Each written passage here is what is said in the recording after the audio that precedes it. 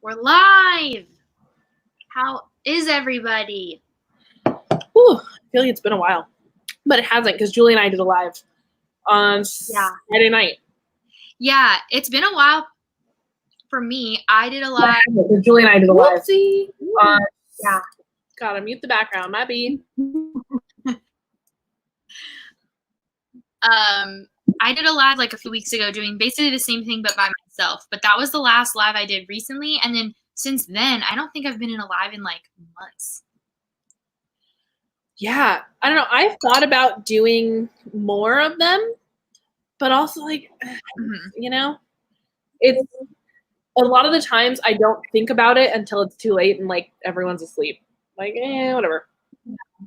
Yeah, for sure. What are you drinking? Coffee. At, this coffee at night? Yeah.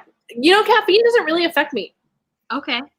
I think it's because I've been drinking so much soda since I was like a tiny tot. So caffeine doesn't really do much for me. It does, like, this will help me stay focused for the next couple hours, but it doesn't keep me awake. I'm a very good sleeper. Yeah. Sometimes caffeine doesn't affect me either, but I know like if I go out drinking at a club, which like can't do that anymore ever.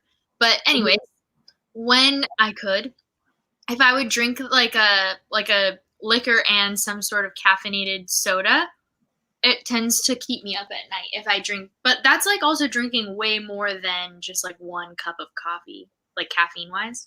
That's interesting to me. I've never, like, I don't think about the soda in my drinks as being caffeinated. Okay, I'm going to show that we're live. Okay. We're live. Come hang out. I'm eating, so sorry. What are you watching? What'd you say? What are you eating? Oh, I'm eating Spanish rice and like seasoned chicken that Matt made. I have no idea what he seasoned it with. And then I put like salsa and sour cream and cheese and bell peppers and onions in it. And it's just like a bowl. Sassy. That sounds really good. It's delicious. Although it would have done good if I had warmed it up because it's like kind of cold. Oh, I hate that. Yeah, but too late now. Okay, I'm gonna do the same thing still.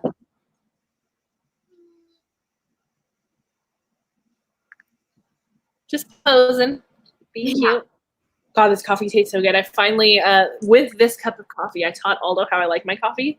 So he can make me coffee because he doesn't drink coffee. He'll drink a latte every now and then from Starbucks, but he doesn't drink like homebrew. That's all I want to drink. I keep trying to stop drinking coffee. Like I'm still drinking caffeinated tea, which I'm not right now, but in the mornings I still drink caffeinated tea, which has almost the same amount of caffeine. So it's like, okay, I'll have coffee every once in a while. It's funny. I actually don't drink coffee in the morning. Unless it's Saturday or Sunday. I don't drink it on weekdays. What? Yeah, I don't know. I think it's because my morning is so regimented. Like, I get out of bed at 6:05 and I leave my house at 6:30. And that includes a shower. So, you know? Yeah. It's not time to brew coffee. Yeah, I definitely make my caffeinated drink or have it at work. But, like, my work has a lot of food and drinks and stuff that we just, like, get to have. I'll occasionally stop somewhere and, like, if I get, like, a bagel, I'll get a coffee with it. Like, there's a bagel place that makes really good hazelnut coffee that I like. But other than that, I don't know. Nice. So, how are you doing with being, like, 6 weeks into? Wait, is it more than that? I don't even know. I can't even keep track. I mean, I'm in an interesting position, obviously, because you and I both, we're going to work still. We're both essential workers, so you kind of know how I'm feeling, I guess. I am both happy to have a paycheck, and I think that I like if I was in the opposite situation, I would at this point be like so tired of being home. So I'm grateful that I have a purpose and a reason to leave the house. But I'm also like very tired of it, you know? So either way, you know? Yeah, for sure. I know it's weird. Like, okay, well, yeah. So it's weird because I am going into work every day, like normal. And like, I like half am like frustrated that I'm still like doing my regular work routine and everything. And like, I was talking with one of my friends who is getting unemployment, and she's like making more money than I am and way more money than she was on doing nothing. And I'm just like, not to say that they shouldn't be giving unemployment. They absolutely should. This is not judgment saying that. But it's just like, wow, I wish I had all of my free time and was getting paid to have free time. Yeah, but I've also just seen so many stories. Like oddly enough, I follow a lot of like hairstylists on Instagram, and so many of them like just aren't getting unemployment. Like they're just like everything is pending, and it's been pending for like 12 weeks now, and it's like people have to feed their families. People have like unemployment is so like you can't depend on it right now. Right. And so I'm grateful to have income. Yeah, that's definitely true. And it's like all of like a lot of the people that I am talking about, like my friends and stuff, like their jobs aren't even guaranteed necessarily to like come back, or if they are like still pretty sure that they will get their job back, they probably will be like not having the same hours. So when they get to come back, they'll be making even less than they were initially. So it's like I'm grateful to have the like baseline or whatever, knowing that I have this job. I get ya. Yeah, I wish I had more motivation in my free time. Like reading has been so hit or miss for me, and it makes me sad. Yeah, me too. How is that going for you? To me, I keep having like spurts. Like I have a lot of ideas of like things I want to do. Like even this live show here. Like I just started doing. I did one like a couple weeks ago, and I just like really wanted to hang out with humans. Yeah, like, obviously. Yeah, and like I am motivated in making videos specifically most of the time, but I haven't been motivated in reading very often. Yeah, and, like, it keeps going back and forth. I'm like really motivated working out right now, but then like I'm having a lot of. Thank you for the clapping. I'm also like struggling with like being way more tired than usual, even though I shouldn't be. Like I'm getting the same amount of sleep as I was before, but I just feel exhausted. I think it's like, you know, this shit's heavy, you know, and it's exhausting. Like living right now is exhausting.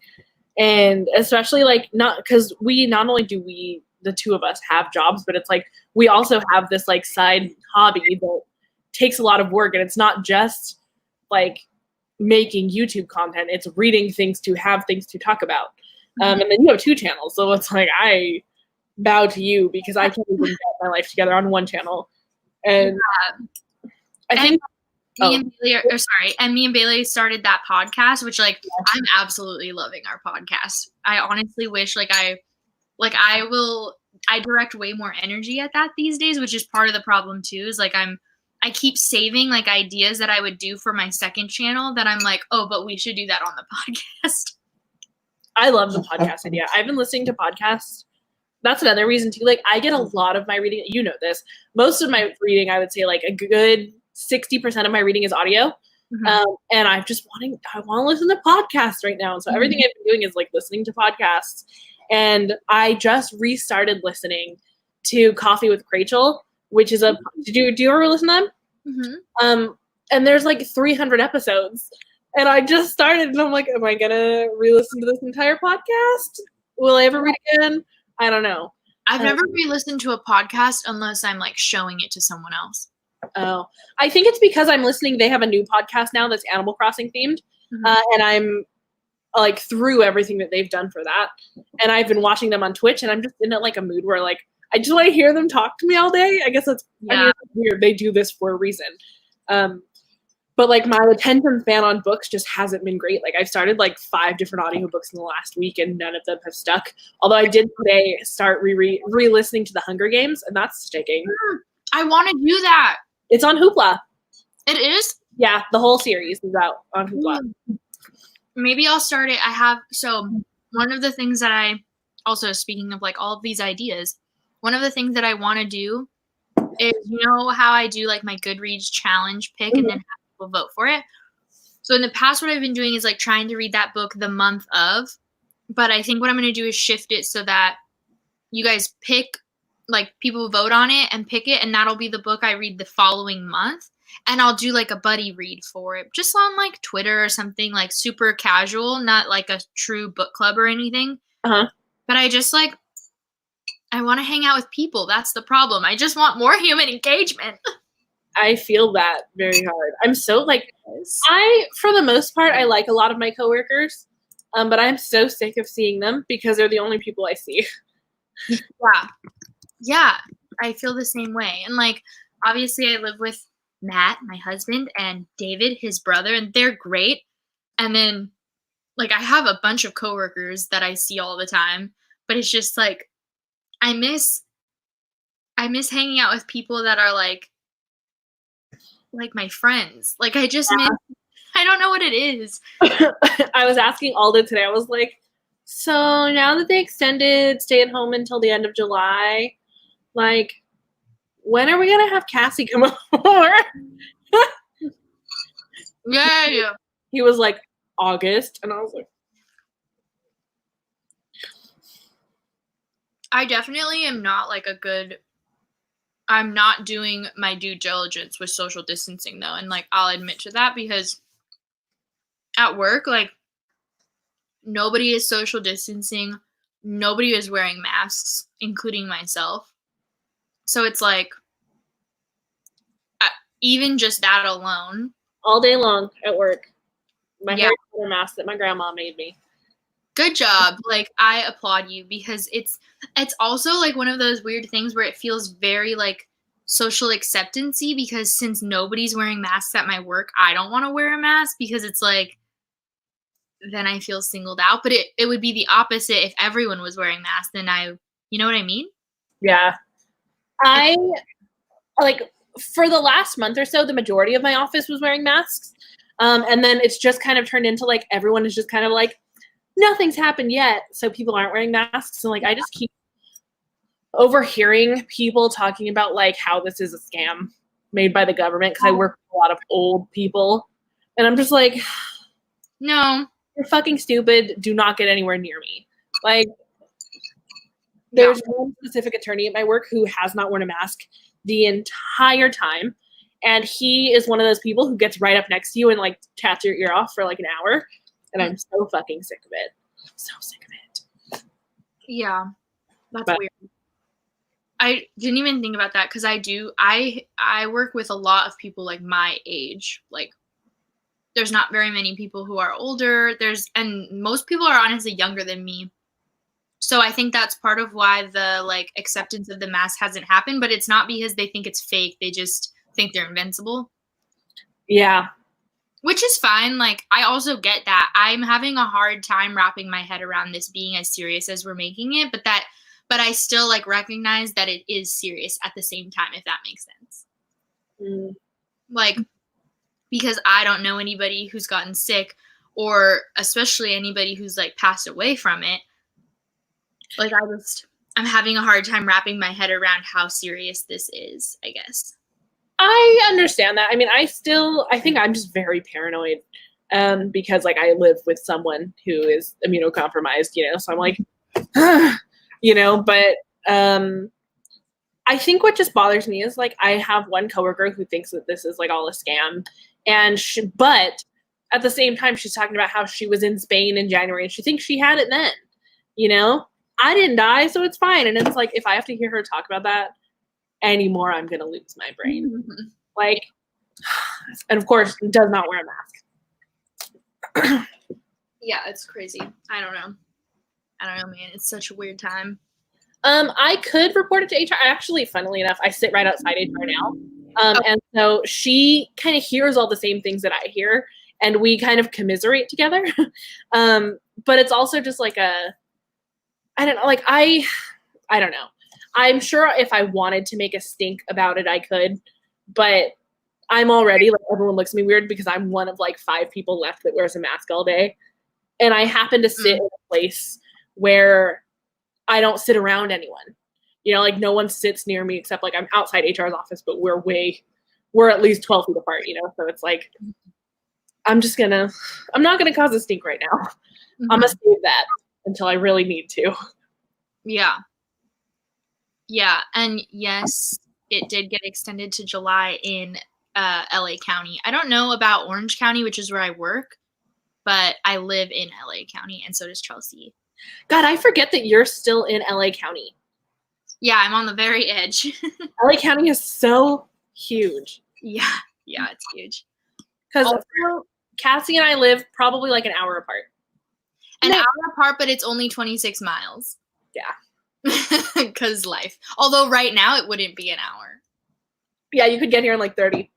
I hate it. I'm sad. Driving. Yeah. Somebody also, okay, you guys were talking about the Hunger Games audio. Yes. I don't know where that comment was, but I think it was Neville. And it's Tatiana Maslany. Yes, on the ones on Hoopla. Who is that? Do I not know who that is? She's the girl who does all of the Orphan Black actress. Like, she's the Orphan Black actress. Oh, I don't know what that is, but her voice sounds familiar, so I wonder if she's narrated other books. She might have. I don't know, but Orphan Black is so good, and you should watch it, and it's not that many seasons, and it's great. It's about cloning, for those of you guys listening who haven't watched it. Oh, I saw that I saw this person on Twitter yesterday. Ooh. So so this actress plays like 7 different characters in one, and some of them have different accents and stuff, so like it makes perfect sense that she would be a good narrator.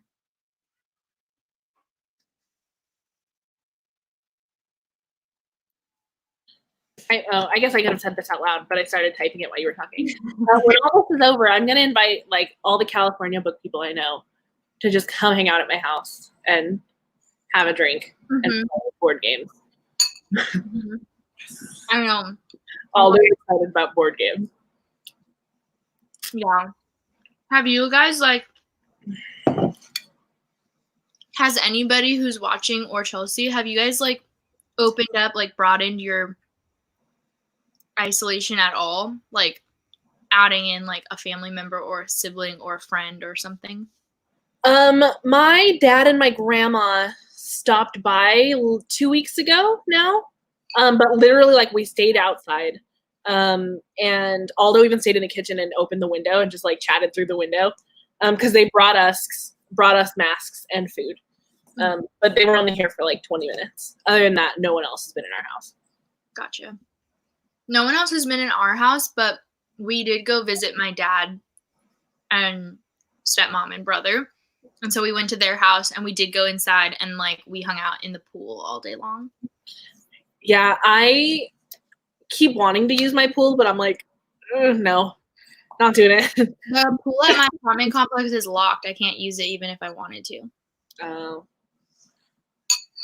Yeah. Which I'm so sad about, because I would go down there and clean whatever area that I sat in or whatever. I would love to do that, but no.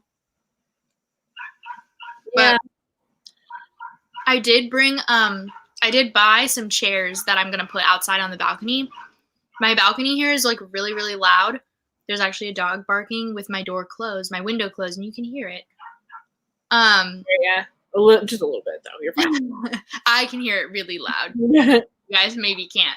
But yeah, so the balcony is pretty loud, so I'd have to wear headphones using it, but I just want a different space to be able to read.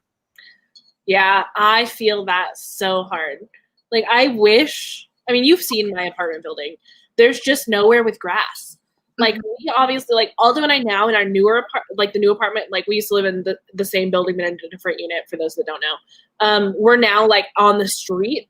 So we have a little bit of grass, but it's, like, a public street. Our entire street is apartments. So it's, like, people are walking their dogs, walking their children, like, all day. So I just don't feel, like, I don't want to go sit on my grass. Also, it's covered in, like, poop because people aren't considerate. Like, I just really fucking wish I had somewhere outside I could sit. Is there any parks nearby? Not really. Nothing that's, like, convenient enough, you know? Yeah, we are lucky in that we do have, like, a couple different parks. Also, we're not supposed to go to parks.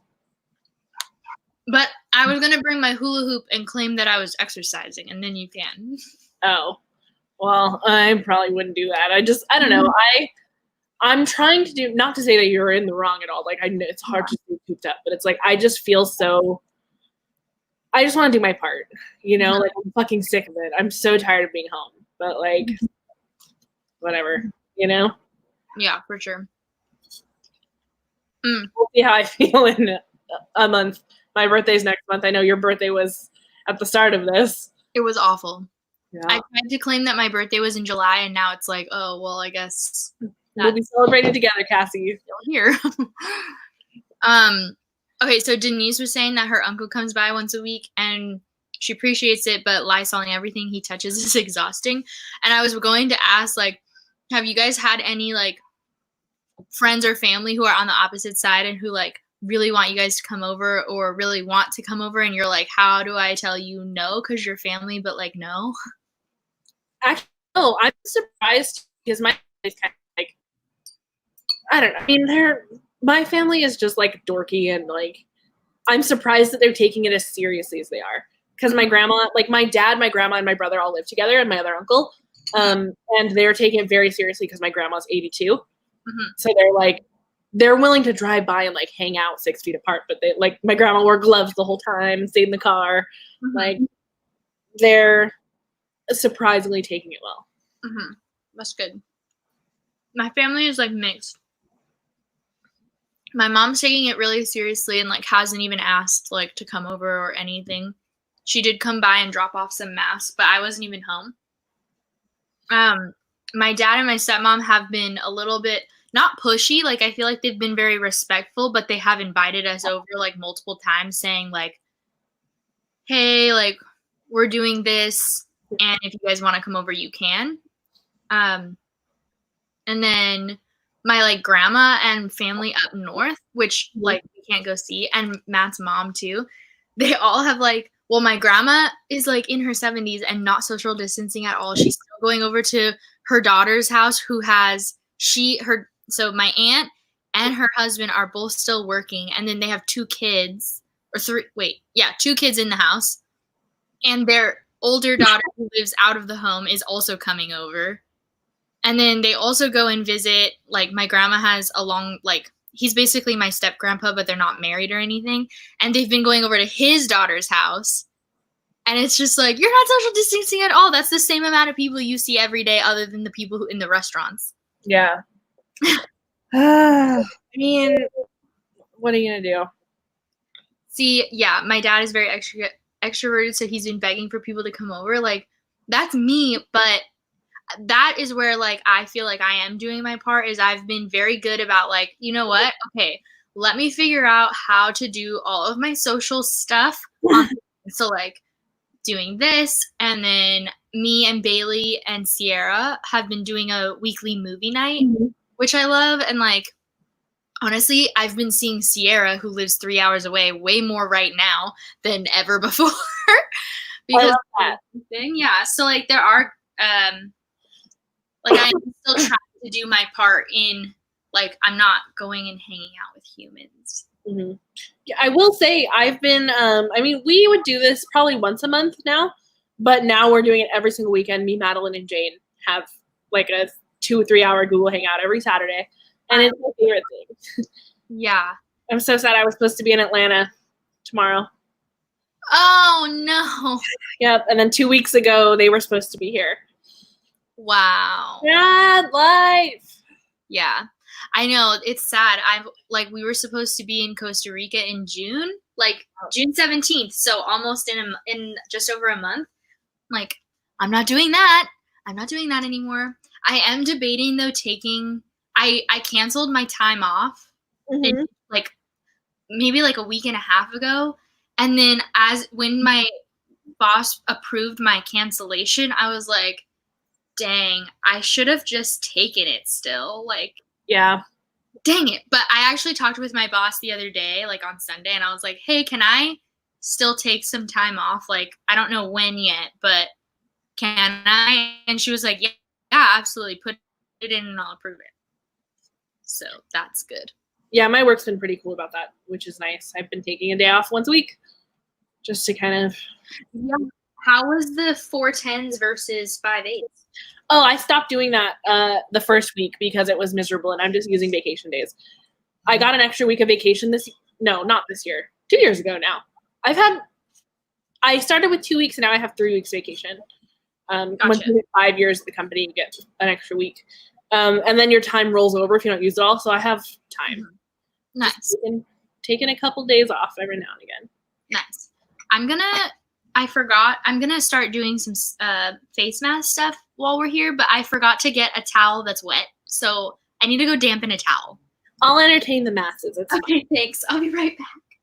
While Cassie takes her makeup off, I'm going to do my best to preserve mine because I'm going to film a quick little video after this. I'll just say it here because we've talked about it in the live show, but we're doing a weekend contemporary-a-thon next weekend. Not this coming weekend, but the following weekend, which I think is Memorial Day weekend, right? We're going to be doing it from the 22nd to the 25th. And there will be a few challenges, just 3, that you can do, or you don't have to do them. It's up to you guys. But I'll be posting an announcement maybe tonight, maybe tomorrow. Just depends on when I get it edited. Whew. I thought I was going to cough. But yeah, Julie probably won't post an announcement. Natasha might. But it's just casual. We just figured, why not? Yeah, you guys were talking about that in your most recent live show, right? Mm-hmm. When did you say it was? Next weekend, the 22nd to the 25th.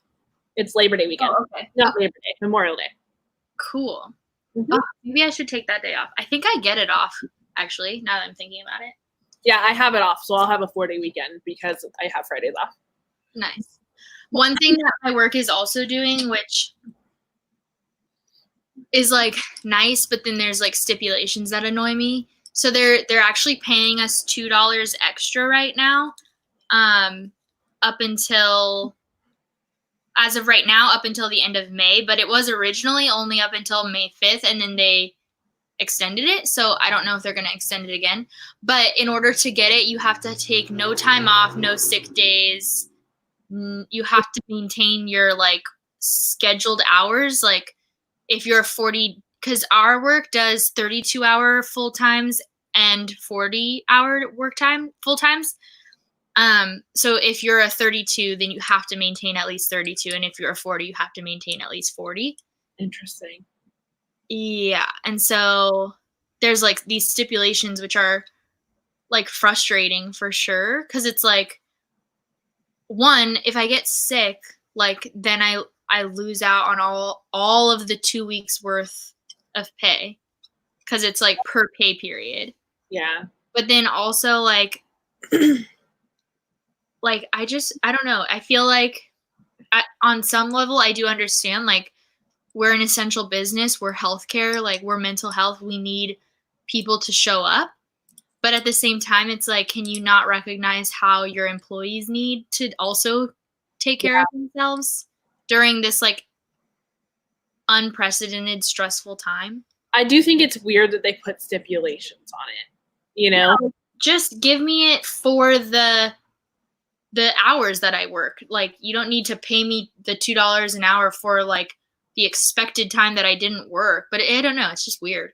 Yeah, that is kind of weird. It also just seems like complicated. Like for whoever's doing payroll, you know, like why? I think it's because what they're doing, but except that they're doing it for overtime too. So that's what's confusing. Because I would say, oh, well, if they're a 40-hour work week, then you're getting like a flat fee. Like you're getting a flat $2 per 40 hours, right? Mm-hmm. So $80. Except that's not true.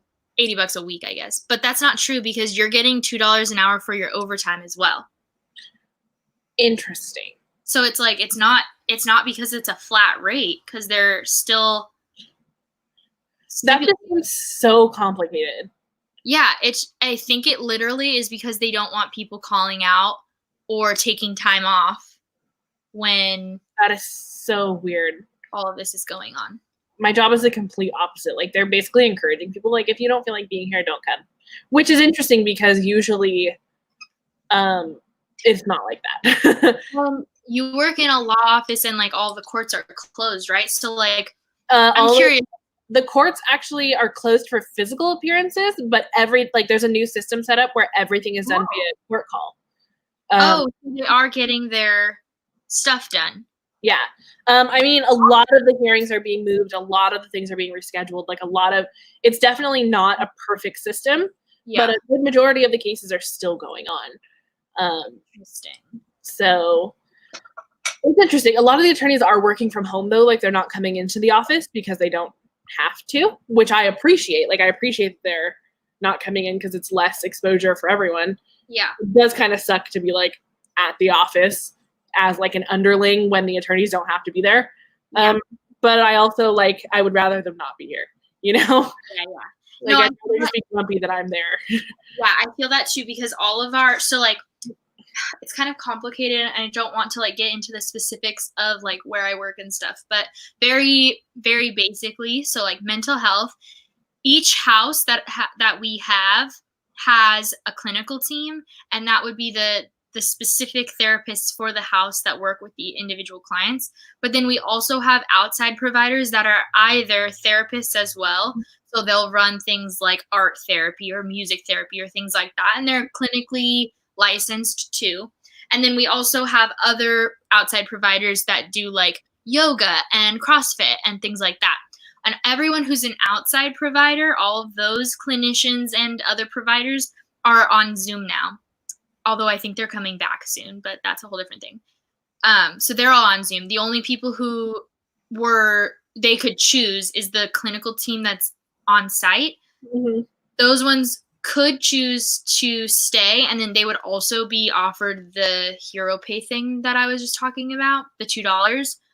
Or they could choose to work from home, and then they could do the Zoom stuff. And it's like, how come, like, I mean, I get it, because obviously people need to be there.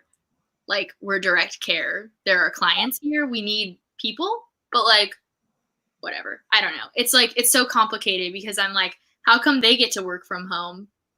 Yeah, it's definitely, like, and that's what I've been, like, thinking about too, is, like, there isn't really an answer that will please everyone, you know, like, because yes, I recognize I would way rather have the attorneys work from home because that's less, like, they don't have to be in the office. It's less exposure for everyone. That's great. But at the same time, it's frustrating that, like, they just get to sit at home and, like, I mean, they're not just sitting at home, but, like, right, that they get to be at home, not exposed to anything, like, and, like, getting their mail out, you know, like. Yeah, and I was, like, talking with Matt about that too, because Matt, my husband, is also working from home right now. Like, he's been working from home basically since it all started. He's always had the, like, option to work from home, like, at times, but now it's, like, full time. He's not going into the office. Nobody's going into the office, etc. And he's a graphic designer, for those of you who don't know. He's actually the one who makes creates all of my thumbnails. I changed them, but, like, he made the design for them.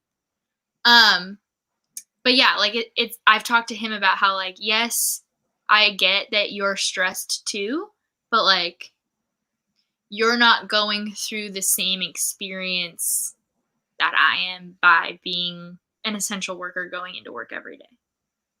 And I think that would be said, that same thing would be true for, like, me comparing my work to people who are working in any industry that sees strangers every day. Because, like, my work, I see the same group of people every single day. And, like, no, I don't know for sure if they're social distancing or anything. So there is, like, obviously risk, but it's, like, the same, I don't know, like, overall probably, like, 50 to 75 people that I see on a regular basis throughout the week.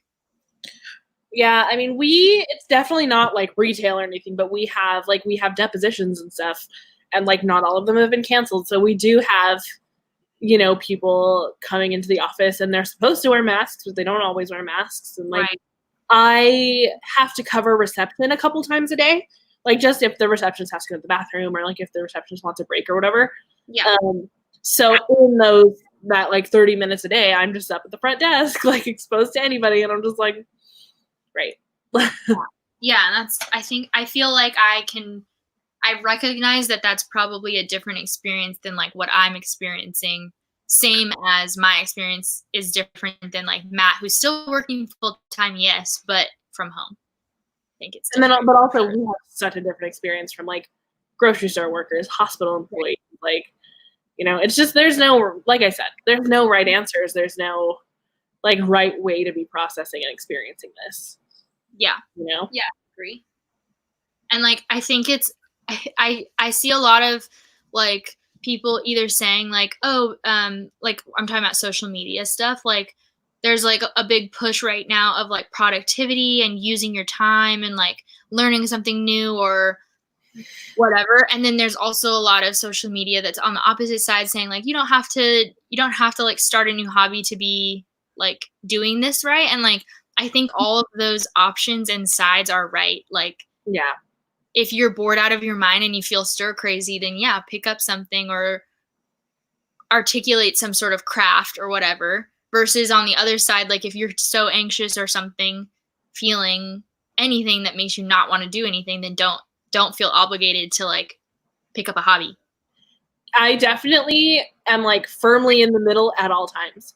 Like I want to be like rejuvenating my channel, and like I downloaded a new editing software and I'm like running out of time on my trial, and like, like there's things I want to do, but at the same time it's like all I want to do is come home, lay in bed, like take off my pants and play Animal Crossing. Mm-hmm. Like it's really hard. And then I feel like, I don't know if anyone else is experiencing this, but I've been feeling, well, I know a lot of people are experiencing this because it's a very common thing to be feeling right now, but it's like I'm feeling so much guilt over not using this time. Mm-hmm. Like I have been home 3 days a week for the last 2 months now, Mm-hmm. and have like nothing to show for it. Right. For 250 hours on Animal Crossing. And like, yeah. I want my body to make the switch into wanting to produce content again. And I think a lot of that does have to do with the fact that like this happened, like all of this happened right as I was coming out of a depressive episode. Mm-hmm. And it's like the first time that I've ever really dealt with like what I feel for me was like serious depression. And so all of this just feels really fucking weird. I have a really weird relationship with my channel and my content right now. Mm-hmm. And it's not the best feeling. Mm-hmm. Cute. Yeah. Yeah. That's how I feel about like reading right now. Like, okay, I mean, I feel like, sorry, I'm going to reposition real quick because I want to move my legs out. I feel like a lot of people who do booktube feel this in general, like not specifically right this minute, but like we feel guilty when we're not reading and we're doing any sort of other entertainment. And like I feel that all regularly all the time because I like other entertainment. Like I like movies and I like television.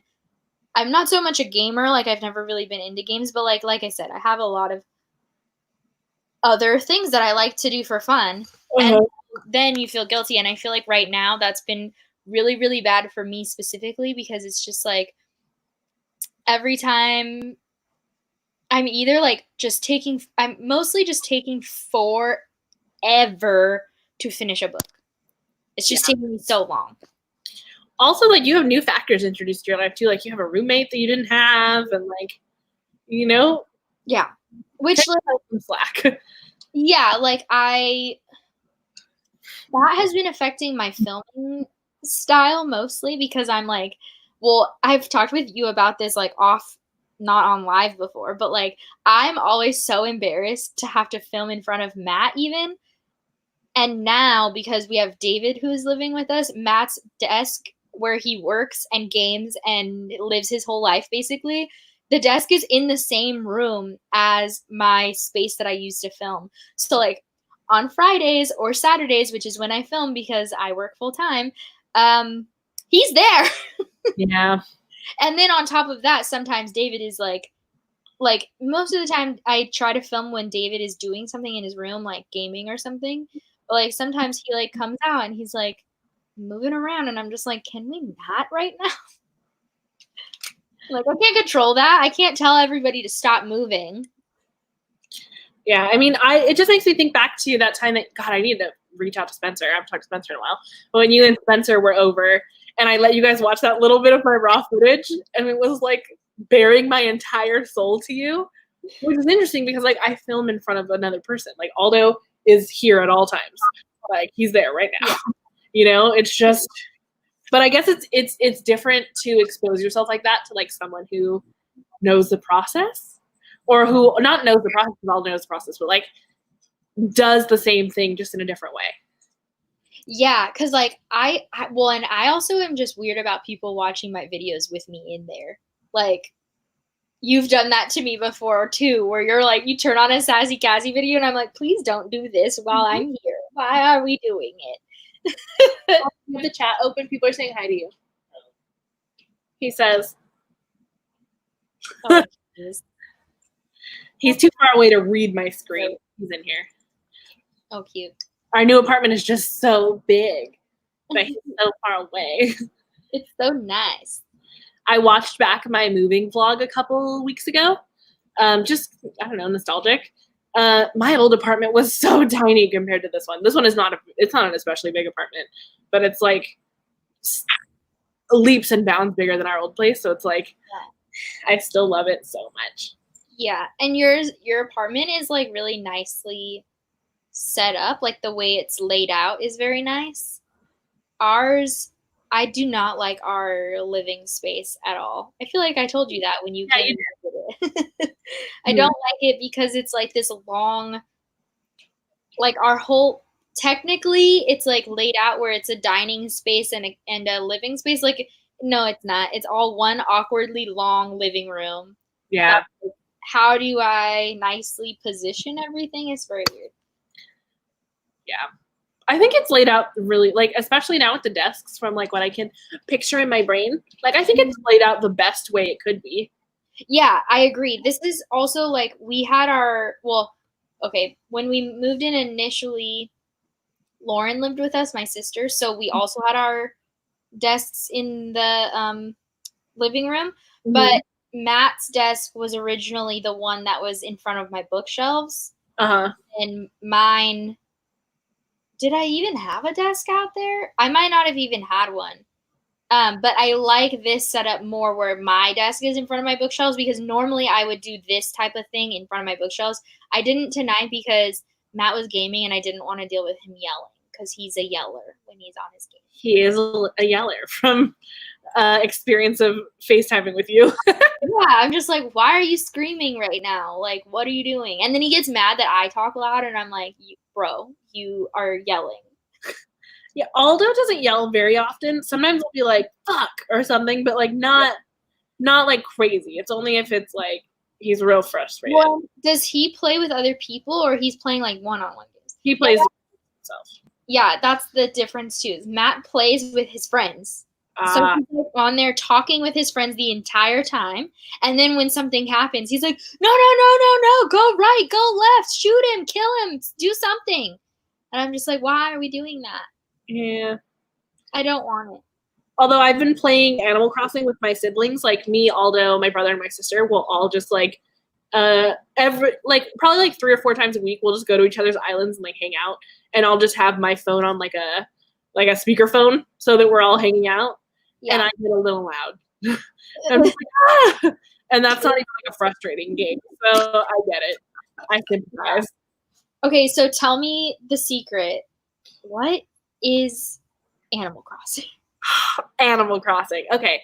Animal Crossing is the first video game that here's my personal experience with Animal Crossing. It's the first video game I ever fell in love with, like as a kid. I remember I had it. I used to share a bedroom with my brother. And we, like, the way we had it set up was, like, our room was, like, divided with, like, a big old bookshelf and then a dresser. And on those, our beds were on the opposite sides, and we had we had 2 TVs, one facing each of us.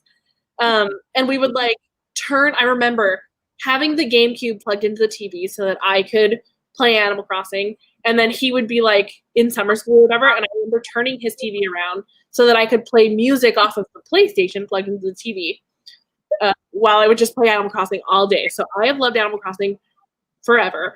And it's really just a game where you play as a villager. Yes, more important issues, Heather. You play, are we friends? We need to be friends. You play as a villager, and in this game, it's a lot different from past games because, like, you are literally starting from the ground up, and you're building this island and the setting around you. And so it's it's an even more personal connection to it because in the past games, you couldn't place, like, in this one, you could literally, like, build a library outside. You could build a mountain. You could do flower arrangements, gardens, like, things for your villagers to enjoy, for you to enjoy. And you couldn't really do that in the last games. So it's just amazing. I love it.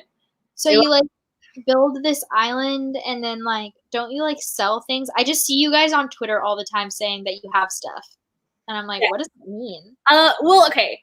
Animal Crossing right now, I think everyone, myself included, are playing for extended periods of time because we're still like finessing our island. We're still like trying to get all the money we need to pay off everything. So that, like, probably in, like, 2 months, I would say maybe 3, people aren't going to play as often. It's meant to be a game that you check in on. Maybe play for, like, an hour a day, do your dailies. Cassie's gone. Where did Cassie go? Am I even still here? You're here. Oh, it's just... What the hell did I just do? I don't know. You disappeared. I'm sorry. It's okay. I just got scared that I was alone. Cassie's back. I just scared you away because I was talking about Animal Crossing too much.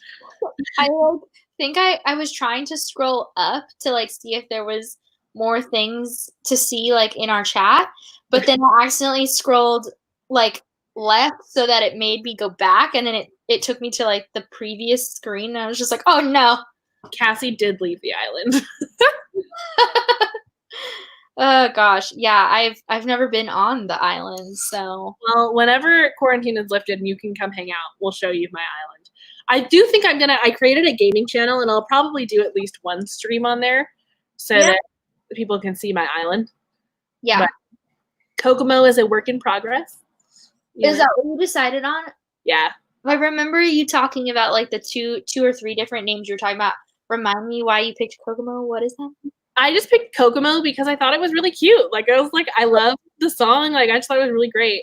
Oh, it's a song. That's, I think, what I was asking for. It was like, what's the reference? Like, I know that it's like a place, but although I will say I was so proud of myself for coming up with Kokomo. Like, I was like, oh my God, this is the perfect island name. Oh my God. I've seen, like, there's like one really big Animal Crossing channel on YouTube where their island is also named Kokomo, and I'm just like, dang it. You weren't alone. I really thought I was doing something. That's what I get. It does not matter. But yeah, I love my island. Yeah, that's cool. It's like, see, it's things like that where I'm like, I can't start something like that. I almost wish, like, when I first got the game, like, I remember talking about it. I've been talking about it for months. I was telling everybody, like, expect nothing from me in March because I'm going to play Animal Crossing. Yeah. And as soon as I got it, like, I played it straight for, like, 2 days. But then, like, I was hit with the bug of reading. Like, all I wanted to do was read. Yeah. And then, like, 2 weeks ago now, I really got sucked in. I'm going to put a one of those awkward. Oh, a sheet mask? Yeah. I'm sorry. Yes, you're right. I have no idea. I didn't get the reference. I did not know it was a song. I didn't know it was a song by the Beach Boys. I bet you've heard it. I've probably heard it. I imagine you haven't heard it. I will say, like, thank you, Jessica. I will say that I am not good at names of songs or artists at all, like, ever. But I tend to know a lot of songs. Like, you play it, and I'm like, oh, yeah, I know that. Yeah. I remember we were in your car with Spencer, And like you didn't know Mbop by Hanson, and Spencer was like, no. And we played it, and you were like, oh, I recognize this. I was like, yeah, like I'm just so bad with artists and like song names, and I think it's because like, well, one, I don't really listen to music of my own accord. Like I don't listen to music in the car. I don't listen to music at home. I'm putting on one of these awkward sheet masks. So and your playlist in your car is made by other people.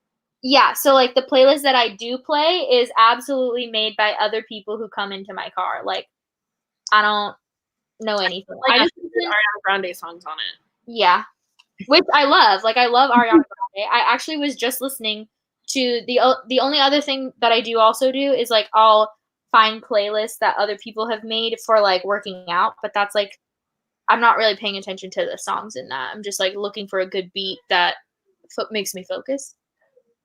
Fair. Oh my god, Aldo has entered the chat. Yep, that's me. Iron Mask. Woohoo! It's so awkward. I hate these, and I almost didn't do it just because I knew I was going to be on the live show, but I was like, fuck that. I'm doing it. It looks so refreshing, and I wish I didn't have makeup on right now. I'm sorry. My skin is wrecked. My skin is so bad. I've been using those, like the Next Care pimple patches. Uh-huh. Oh my god, they're fucking cool. If anyone else loves disgusting shit, I love that shit. I've been taking really good care of my skin. That's one thing that I've been doing during this quarantine is just so much skincare.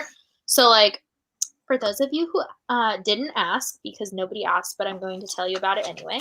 What I've done so far, I've done a microdermabrasion. That was the roller that I did earlier. So like this thing, you're supposed to like roll it first vertical all over, and then you roll it horizontal all over, and then you're supposed to do it one other time. What?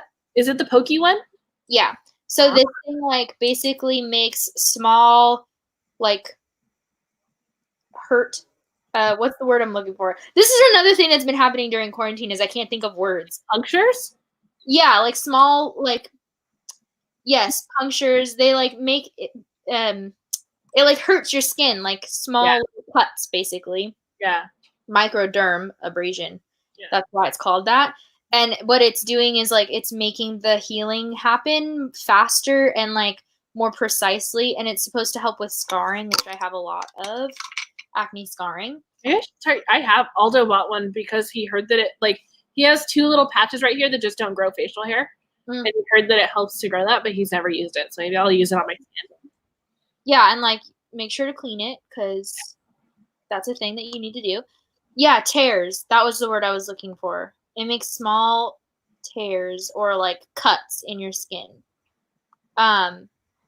Yeah, so it's supposed to help with acne scarring. So I did that, but the one big rule with microdermabrasion is you can't do it on any active acne. So like you've got to clear your skin, or just don't do it in that space. Like if you have a breakout right here, like don't do it on that. That's not good for it. I think I'm too washed out to see the full extent of my acne, but it's real bad. I also have a lot, like you can't see it because I'm wearing a mock neck, but I've got like, it's hormonal because I'm on my period, but real annoying. Yeah, that is really annoying. I also did this face mask, which is like a clay mask. It's pore cleansing. So I wanted to like, well, okay, first I like washed my skin with just like a makeup wipe, even though I didn't have makeup on. And then I did the microderm, and then I did this. This is supposed to be pore cleansing. So I wanted like to make sure everything was out and away from my skin as I did the microderm. And what brand is your clay mask, by the way? This is, I don't know how to say it. Erno Laszlo. It'll probably pop up if I can do it. I got this in my FabFitFun box. Actually, I got these masks in my FabFitFun box too. I got like a set. Ooh, she's expensive as fuck. That's why I love FabFitFun, because FabFitFun is only $49.99 every 3 months. You get one box every 3 months, so that's how much it is. And you get full-sized products in it. I got this sweater in it too. The sweater I'm wearing is from FabFitFun. And I looked up this brand. It's a $90 sweater. Fuck. So, like, FabFitFun is a great price.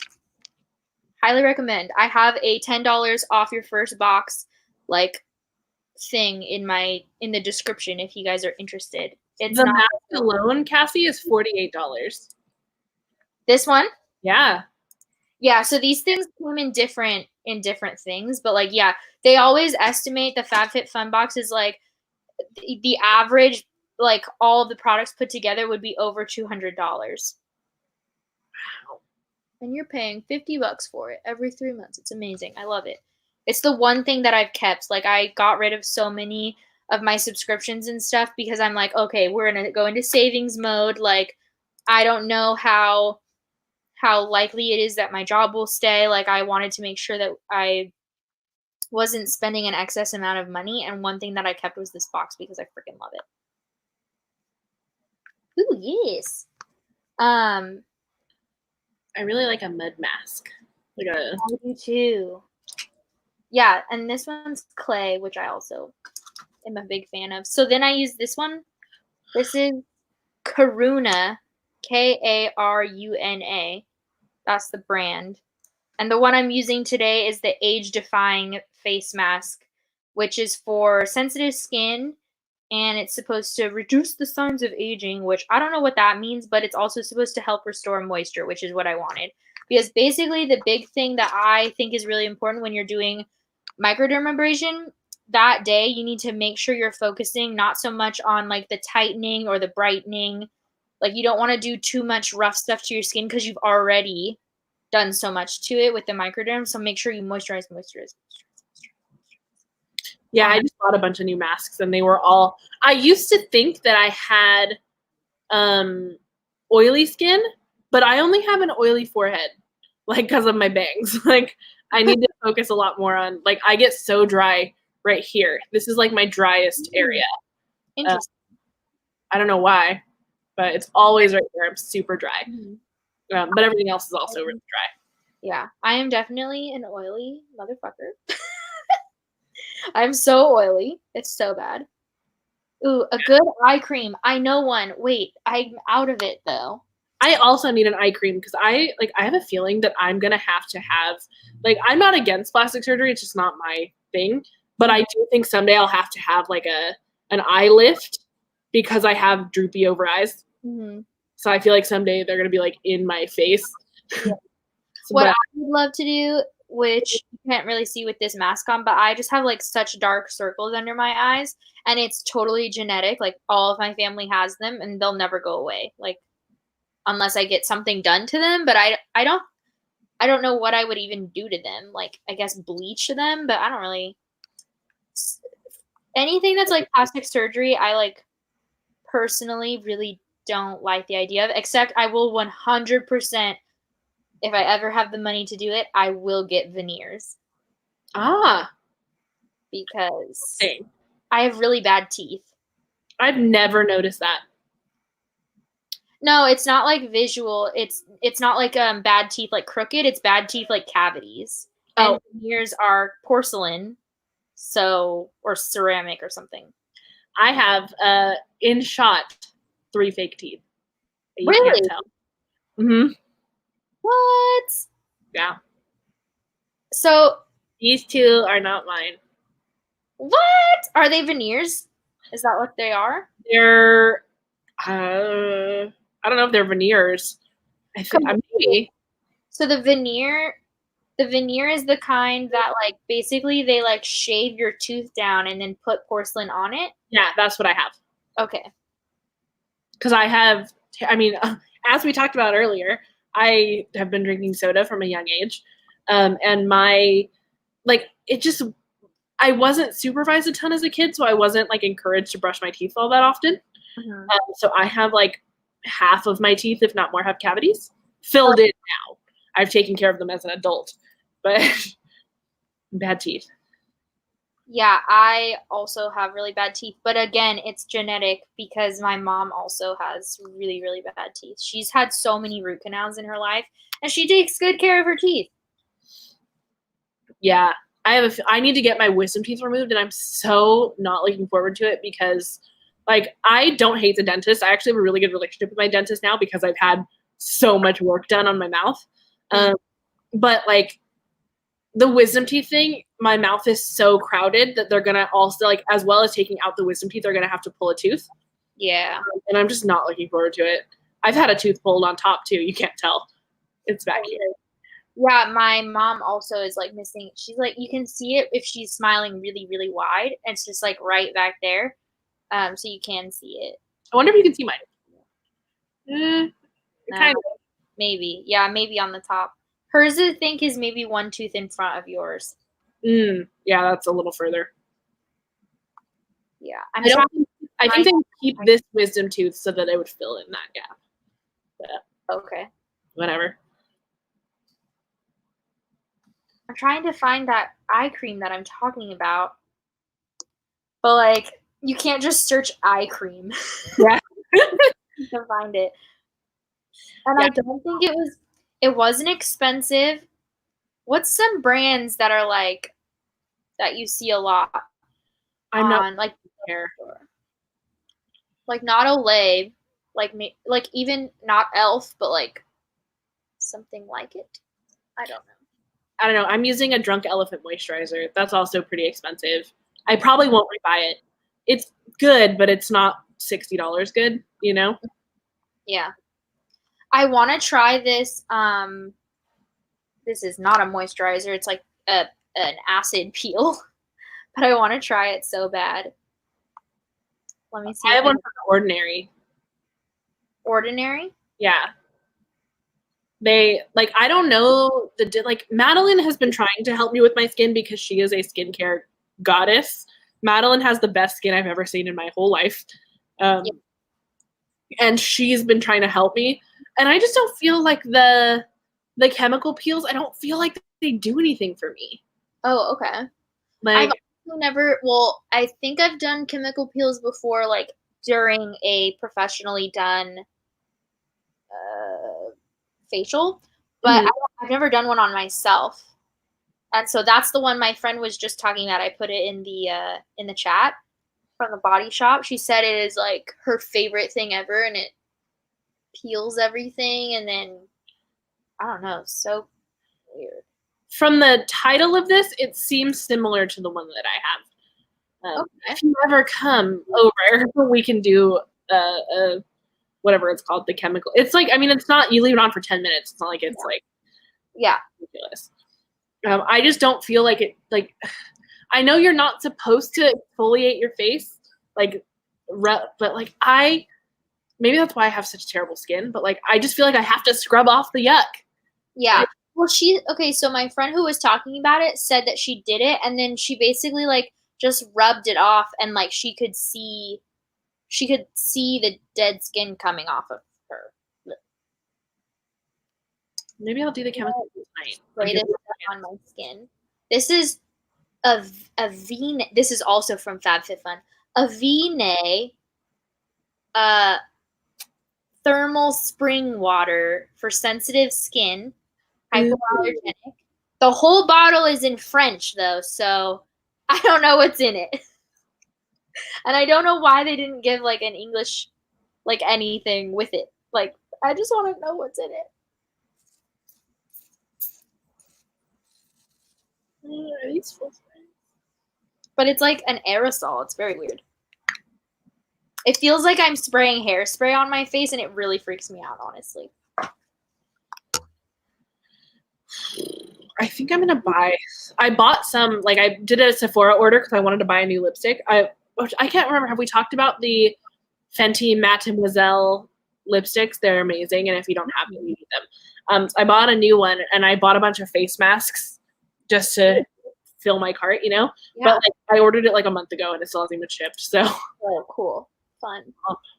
Have you guys been experiencing anything else like that, like with shipping and stuff? Because I have a horror story to tell you. Oh, I remember seeing something on you. Oh, the suits. Oh, right? That's not even the horror story I was going to tell. Oh, okay, go ahead. But yeah, I could tell that one real quick. Matt bought he bought $1,000 worth of suits. So it was like buy one, get one something. So he bought 2 suits and 2 dress shirts. And this like was right before quarantine started. And so they were supposed to be delivered on May 28th. And then, I mean, not May, March 28th. And then like a week after he ordered them was when the stay home order was put in place. And so he's been like back and forth with them saying like, am I still going to get them? Can I cancel? Can I do like what? Or like, what's the new expectation? And they were like, sorry, you can't get a refund until we open up in the store because we have to do it in store. And I'm like, that's dumb. And then he was like, okay, well, are you going to ship them? So then after I like threw a fit on Twitter, I finally got a response. Wow. I got a response that basically was like, email us. And I was like, no, do it here because I already emailed. I'm not emailing. You're fixing it for me. And then, yeah, I'm that bitch. Sorry, guys. I'm rude. $1,000 for the suits is like. Yeah, like I mean, I was polite. Like, I'm not trying to berate the customer service person, but at the same time, like, I'm not gonna do the circle around that you want me to do. No, you can fix it for me right here, right now. Here's the order number, etc. And so then they were like, okay, we got them shipped to you. Congratulations. They're being shipped. And I was like, great, thanks. And then what came in our shipment was only the dress shirts, not the suits, and they weren't pressed or anything, which like not a huge deal that they're not pressed because like okay, I get it, they would have been shipped in like whatever anyway, like rumpled. Yeah. You didn't ship the order, you shipped the smallest part of the order when we're talking about like the financial aspect of it. Like, what are you talking about? You shipped the order. So we still don't know like when he's getting them. So like if the new, you know how like we're in stage 2 or whatever. So if Men's Warehouse chooses to do curbside, then maybe he can pick them up. But we don't have any answer. They're just not responding to us. And then he didn't need them immediately, right? Like it wasn't. No. He decided off the cuff that he wanted to start wearing suits to work because he gets like that sometimes, and he's just like, oh, I want to try a new style, and so he wanted to get like real fancy and stuff. And then the stay-at-home order happened anyway. So like now at this point, he's like, well, they're for later, and also like in case of the event that he lost his job because he's a little bit worried that his work will go under. This, like stays for a long time, then in that case, then he has something to wear for like interviews and stuff. True.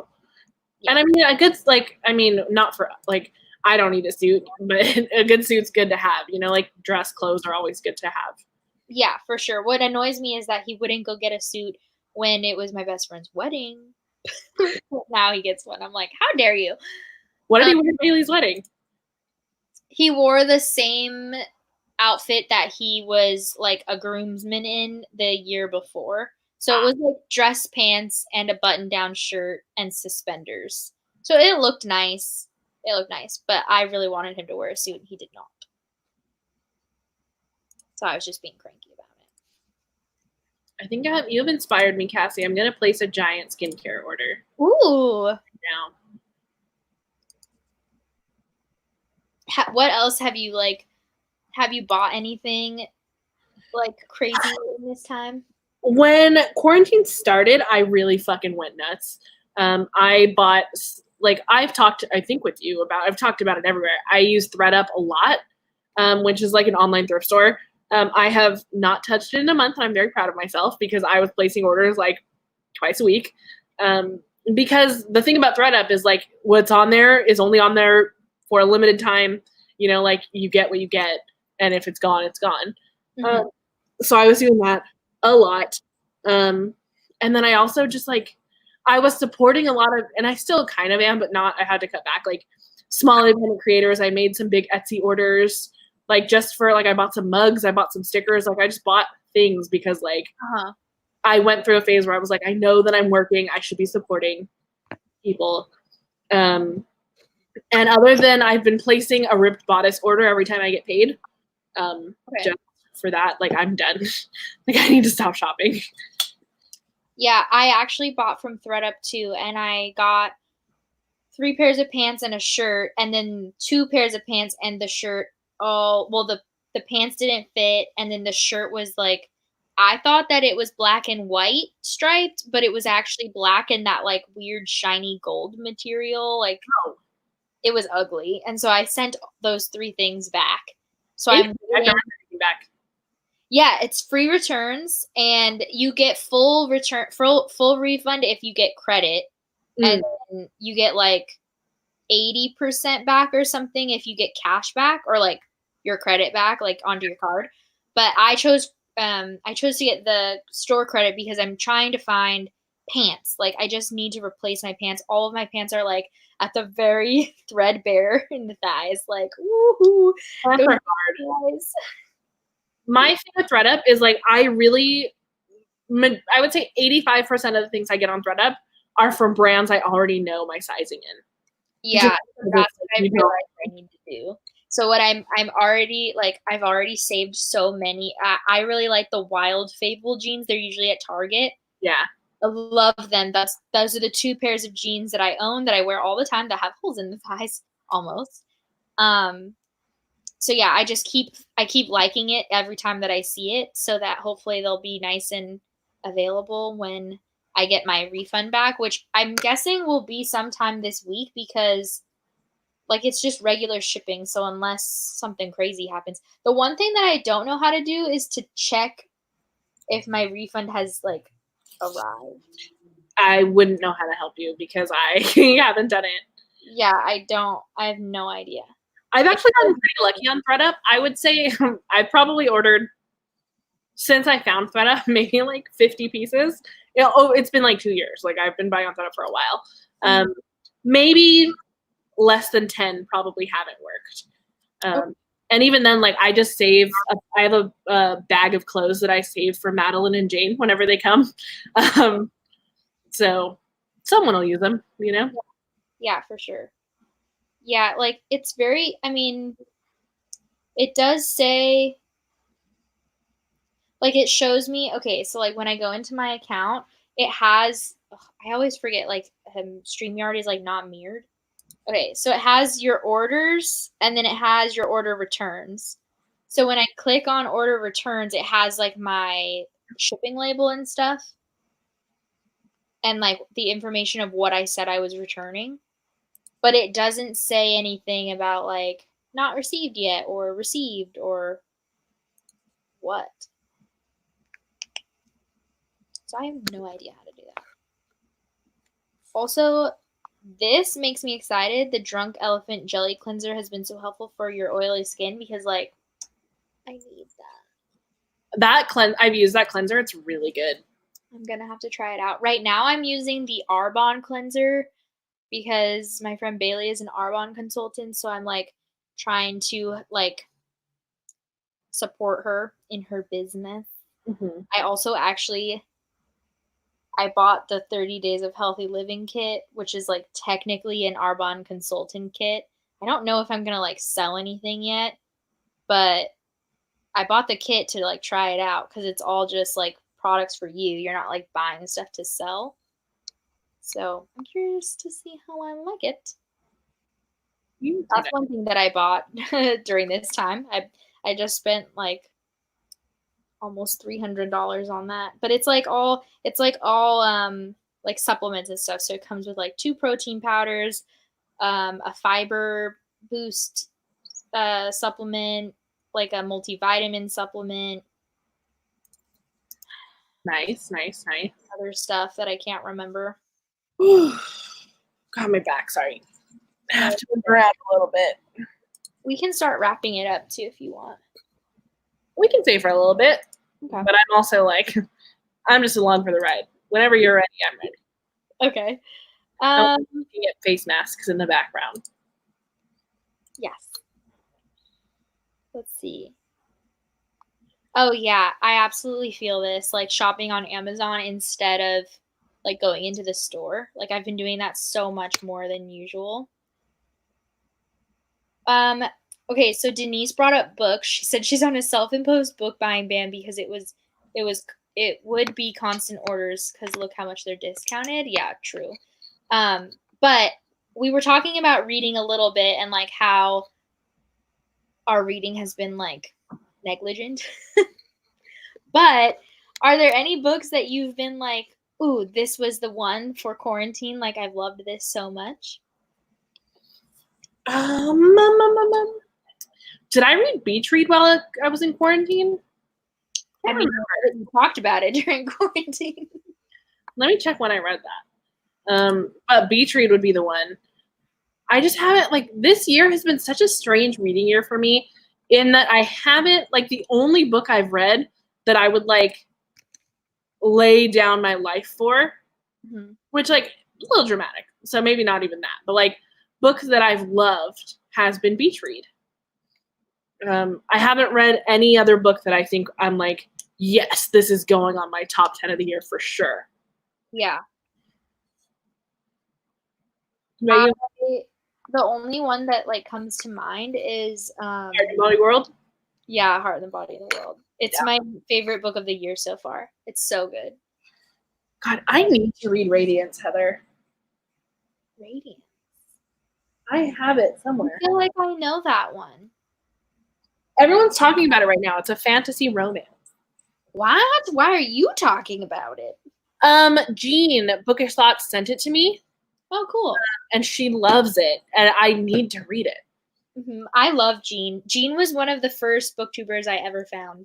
Jean is truly like, I just love her. Like, she was one of the same as you, one of the first booktubers I watched. And when she reached out to me to like become friends, that was like one of the only times that I've been like, okay. Chill out, be calm, stay calm. Yeah.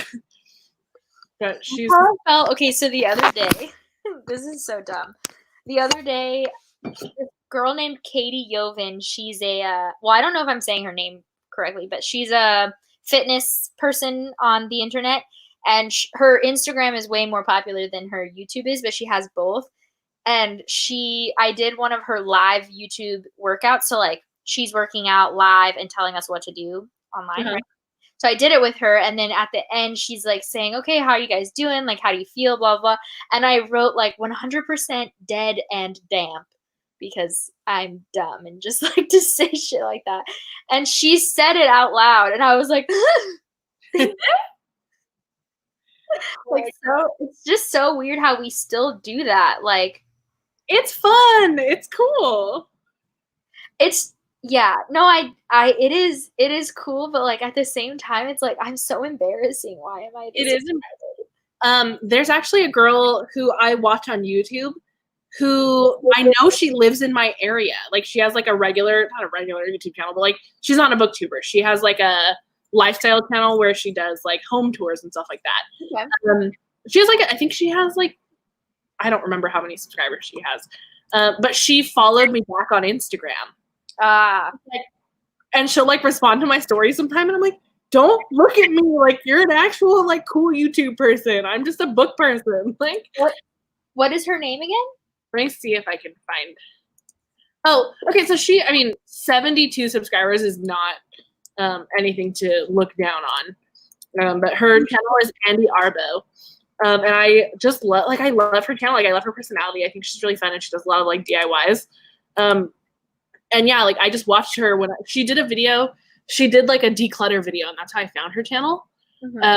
And I did not expect to like become mutuals, and then we became mutual. And I was like, "This is a lot of pressure. You're an actual cool person." Yeah, I feel that a lot about a lot of people. It's so funny, like, I don't know. YouTube is weird. Well, and like the whole community is weird. In just like, it's very surreal to really think about like being a part of an online community. Like, I don't know. Sometimes I get really like surprised by it, I guess. 'Cause like most people don't do this. Yeah. Or like one of my coworkers not found my channel. Like, she follows me on Instagram, so like she's known peripherally that I have a channel, but she like looked at it for the first time, and she was like, "You have 25,000 subscribers," and I was like, and she was like, "That's so many," and I was like, "Thank you," but also like in the grand scheme of YouTube, it's like not a ton. So yeah, it's weird to like. Yeah, people used to say that with when I had like MissKlassieKassie and I had like 8,000 subscribers.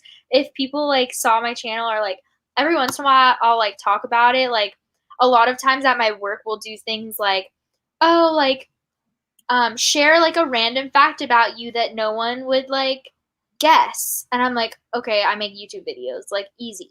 And so like that's usually my go-to with a like a question like that. So anyways, I've shown it to my coworkers every once in a while because that ends up happening. And they're like, oh my gosh, 8,000 subscribers. Again, this was my old channel. I'm like, yeah, but that's not that exciting. Like, thank you. But like, no. I think we need to get better at praising ourselves for our accomplishments rather than like comparing it to the other game. Yeah. The bigger game. That's what's crazy too when I think about it is like when I started BookTube, like there weren't big booktubers. Well, okay, I take that back. There were like a couple. There was like Christine and Kat and Jesse, end of list. Yeah. And like they definitely had, you know, big numbers, but it wasn't big numbers like it is now. It was like the comparison was much smaller. And so now I think about the fact I have a video somewhere where I'm talking about someone. I don't remember what channel I'm talking about. It actually might be Jean. Now that I'm thinking about it, it might have been. And I was like people like the big booktubers, they only have like 13,000 subscribers, and like that doesn't seem that unrealistic for me to hit. And I'm like, one, that's not the case anymore. It's just so weird. I don't know. Life is weird. Well, that's like all, like, I just know realistically, like, I'm never going to be a bigger booktuber, and that's fine. You know, like, especially now, like, not to shit on myself, but I feel like my time has passed, and that's okay. Like, I still, when I get around to making content, when I'm not feeling depressed, like, you know, I have so much fun making videos, and a lot, like, I do make them for myself. Like, I enjoy, it's obviously, there's a factor where, like, I'm so happy that people are watching them, and I'm so happy that there's, like, a community and I've made friends. But, like, at the end of the day, like, it's a hobby for me. Like, I really love the organization of making videos. I love, like, making TBRs, and I love planning out what I'm going to read for what video and stuff like that. Mm-hmm. So, it's, like, as long as you're still having fun with it, like, who cares, you know? For sure. I know I don't know how many times I've had that conversation of like, is this still something that I enjoy doing to the point where it doesn't matter if I never hit X subscribers? Like, is it important for me to have that, you know, that wild like comment section where I can't even keep up with the comments?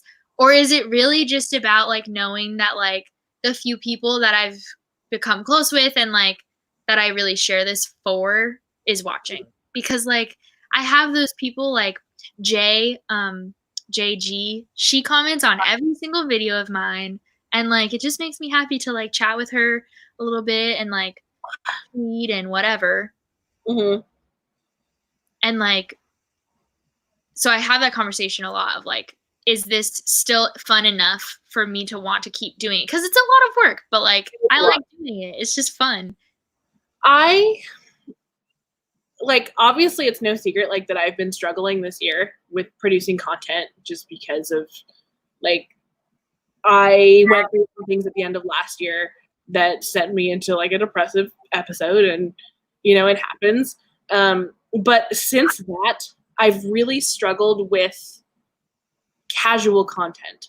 Like, I wish I could just sit down after work any day and just film a video, you know, or like I wish I could just casually, like, I wish it didn't have to be such a production for me. Mm-hmm. Because like it always just feels like it has to be such a big commotion to film a video. Mm-hmm. And I hate that. Like, I love about you, Cassie, like you can just like sit down and make a video. And I do not just sit down and make videos. Okay, well, okay, like, I love that you're able to act casual in your videos. Oh. I feel like I'm casual in my vlogs, or like I'm candid and casual in situations like this. But like when I'm filming a sit-down video, I feel like the whole thing it's such a fucking production, and I hate that I make that for myself. Because it doesn't have to be. That's so funny that you mentioned that, because like one big thing that I always think about is like, I wish that I had the like mental capacity to choose to make my videos more of a production, because like the fact of the matter is I'm lazy as fuck. I want the minimal amount of work to be done, and like I just said, this is a lot of work regardless of making it as lazy as possible. But like, I wish that I had the work ethic, so to speak, I guess, of like wanting to, especially like vlogs for some reason, but like even my TBR videos, like I pop the book up there, but like I make sure it's nicely placed, and then that's it. Like I don't make them like come in swoopy or anything. And like if I like how it looks like that when I watch other people's, so I know what I'm looking for, but I just am too lazy to be bothered to do it. Yeah. Same with vlogs. Like so many times I'm just like, wow, I always vlog while I'm driving in my car. That's the standard. Every single time. And almost never do I have any B footage. Never do I have like any footage that's not me driving in my car. Like, wow, I wish I was less like this. I know. I watch Kayla's vlog, Books and Lala, and like I just like I wish I could like I wish I had the like forethought to like just vlog as I'm making coffee, just vlog as like I walk down the hall, instead of like I wish I would turn on the camera immediately when I think about vlogging, rather than, oh, let me set up the camera. You know, like mine vlogs are always just from like one sitting position to another sitting position with maybe a little bit of B-roll in between. And I just like, I want to get better at that, but it's also like, this is how I naturally want to vlog. Like, this is how I want to put my vlog together. I think that's the thing too, is like, it's so hard not to compare yourself to content that you love. Yeah. You know? Yeah, because like you were just saying, well, like you were just explaining how you vlog. Like, I wish I did more. Like, I like that I vlog in my car too. Don't get me wrong. But like, I just wish I had. What? I just like watching the backgrounds behind you as you drive. It's so funny because I have a friend who lives in the same city that I live, and she watches my videos, and she's like, it's so weird to know that there are lots of people who don't know where you are, but like she knows exactly where I am all the time. She's like, it's so creepy. Yeah, I wish I had more more thought behind, oh, I want to do like a sit down part. I want to do but I just like vlogs, I'm so lazy about it. I just like, oh, I have something to say. I feel like I've never seen a vlog clip in your house. If I ever have a vlog clip in my house, it is me laying on this bed right here, and the camera's always really close to me because I've got my makeup off, and I'm like laying down and already asleep. That's my other thing too. Like I've gotten better at not caring as much about wearing makeup in vlogs, but like I don't wear makeup to work typically. Like I just put this face on before we came here. Like, you know, like that's something that holds me back a lot because I do have bad skin. And I wish, like, I feel like if I wore makeup to work, I would be more inclined to vlog regularly throughout the week. Mm-hmm. But I also don't fucking want to wear makeup to work. And I know that I don't need to wear makeup to vlog, but like I feel better when I do. Mm-hmm. And it's a spiral. Yeah, I feel that because I tend to think, oh, I want to do a vlog this week, and I always want to start my vlog with makeup on. For some reason, that's like a really important part to me. And then throughout the week, I don't care as much, but like that first clip, I really like it when I have makeup on. But I also noticed that when I switched jobs, because my before I got this promotion, I always had to wear a polo to work. Mm-hmm. And I fucking hate polos. I think they're the ugliest thing, and no one should ever have to wear one ever again, is my personal opinion, but that's fine. I vlogged a lot less when I was doing that job for 9 months. I didn't like doing vlogs because I'm like in my work shirt all the time. And my work shirt also has like a crest, and I don't want people to know where I work. So like I would like have to put like a shirt on, a jacket on, or like purposefully hide it like exactly where the seatbelt was or whatever. Fanny, I hope I'm saying your name right, mentioned that they don't like or understand reading vlogs, which, like, fair. I think what I, as a creator, like so much, a creator and a viewer, like, it's content where, like, I can actually be myself. And, like, obviously in a wrap-up, I'm still myself. But, like, in a vlog, I can, like, it's a closer connection because I'm being candid and I'm taking you through my day. And, like, yeah, it is focused mainly on what I'm reading, but it's also, like, a way to, like, literally film in a different spot or to, like, just, like, talk about things that aren't necessarily the 20 books that I read in May. You know, like, I can just talk about this one book I'm reading, but also let me tell you about this fun thing that I'm doing in my life. You know, like, it's a way. I'm so happy that reading vlogs became a thing on BookTube because it's fun. Like, it's a way that as creators, we can participate in the fun aspects of, like, traditional YouTube while still related to our channels. Yeah. And, like, sharing more than just the books part of our lives. We are more than just people who read books. I will. You don't have to them, but it's just what I like. Yeah, I will say that sometimes I tend to have so, like, the way that I watch BookTube is I tend to watch a specific booktuber's wrap-ups or vlogs. Like, it depends on which part of their content I like more. Agreed. There's a few people that don't fit in one or the other. Like, I watch your videos. I watch every single one just because I love you. Sure. Yes. So, like, yeah, so some people that isn't the case, but, like, I know that I really like watching Chloe's reading vlogs more than I like watching her wrap-ups. So it tends to be like I'll pay attention more to one if I watch both. So, like, I make sure to watch her reading vlog first if both of them are up already. And then I'll watch her wrap-up maybe, like, while I'm doing something else, if I watch it at all. Yeah. So stuff like that. Yeah, I agree 100%. Yeah, Heather, I go back and forth about reviews. I will probably never do reviews just because I feel like I don't know how to, like, bring it all together.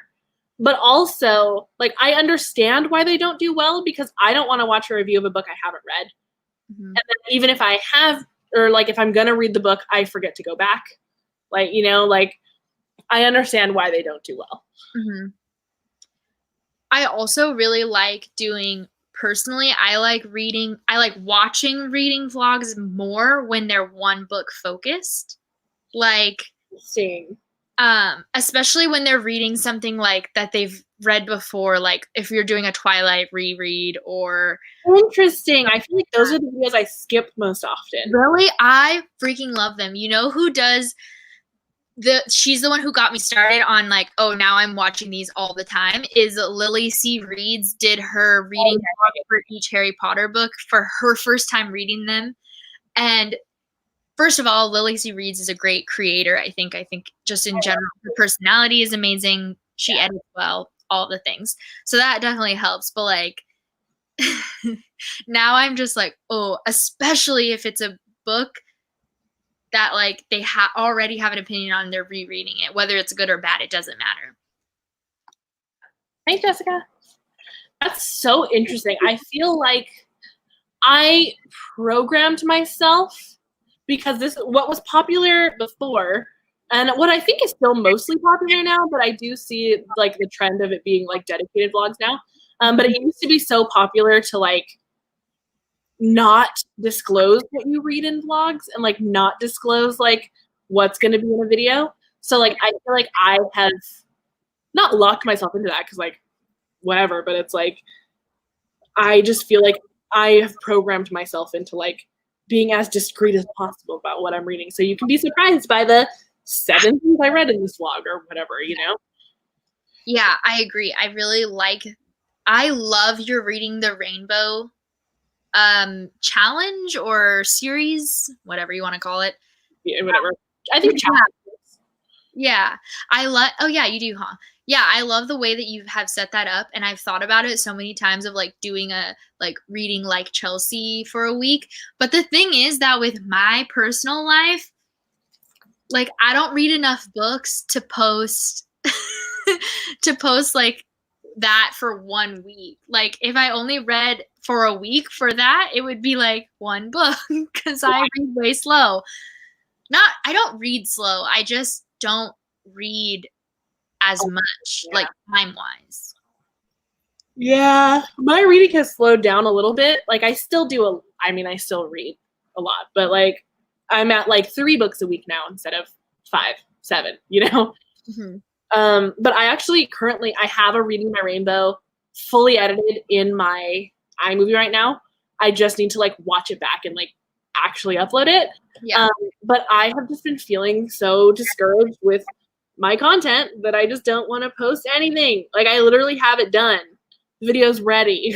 Mm-hmm. I just like, I don't know. I'm having like posting anxiety, like with a lot of things that are going on at the moment. So it'll be up eventually. Also, I feel like a turd because like cute. There's a clip in the vlog where I'm talking about like a promotion Libro FM was doing that they're not doing anymore. And that just happens sometimes when you film over a week, like things end by the time the video goes up. But like, I just feel weird, like promoting it. Yeah. But whatever. Yeah, sure. Bex, I miss your videos. Bex! But I'm glad you're here. And I understand. No judgment. I just miss you. Bex is another one who I always watch all of her videos. I love Bex. Mm-hmm. Such a pal. Mm-hmm. Yeah, reading is hard. Right.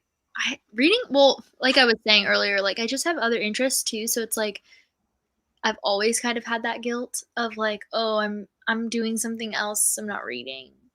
And then that like almost cycles it worse because then I'm like, oh, well, I didn't read enough. So now I can't make this video or like whatever. I have that problem all the time. Yeah. Which is so funny to me because like you read so much. See, and I think my problem is that I have put the expectation on myself now that like if I don't read 5 books in a weekend, it's not worth posting.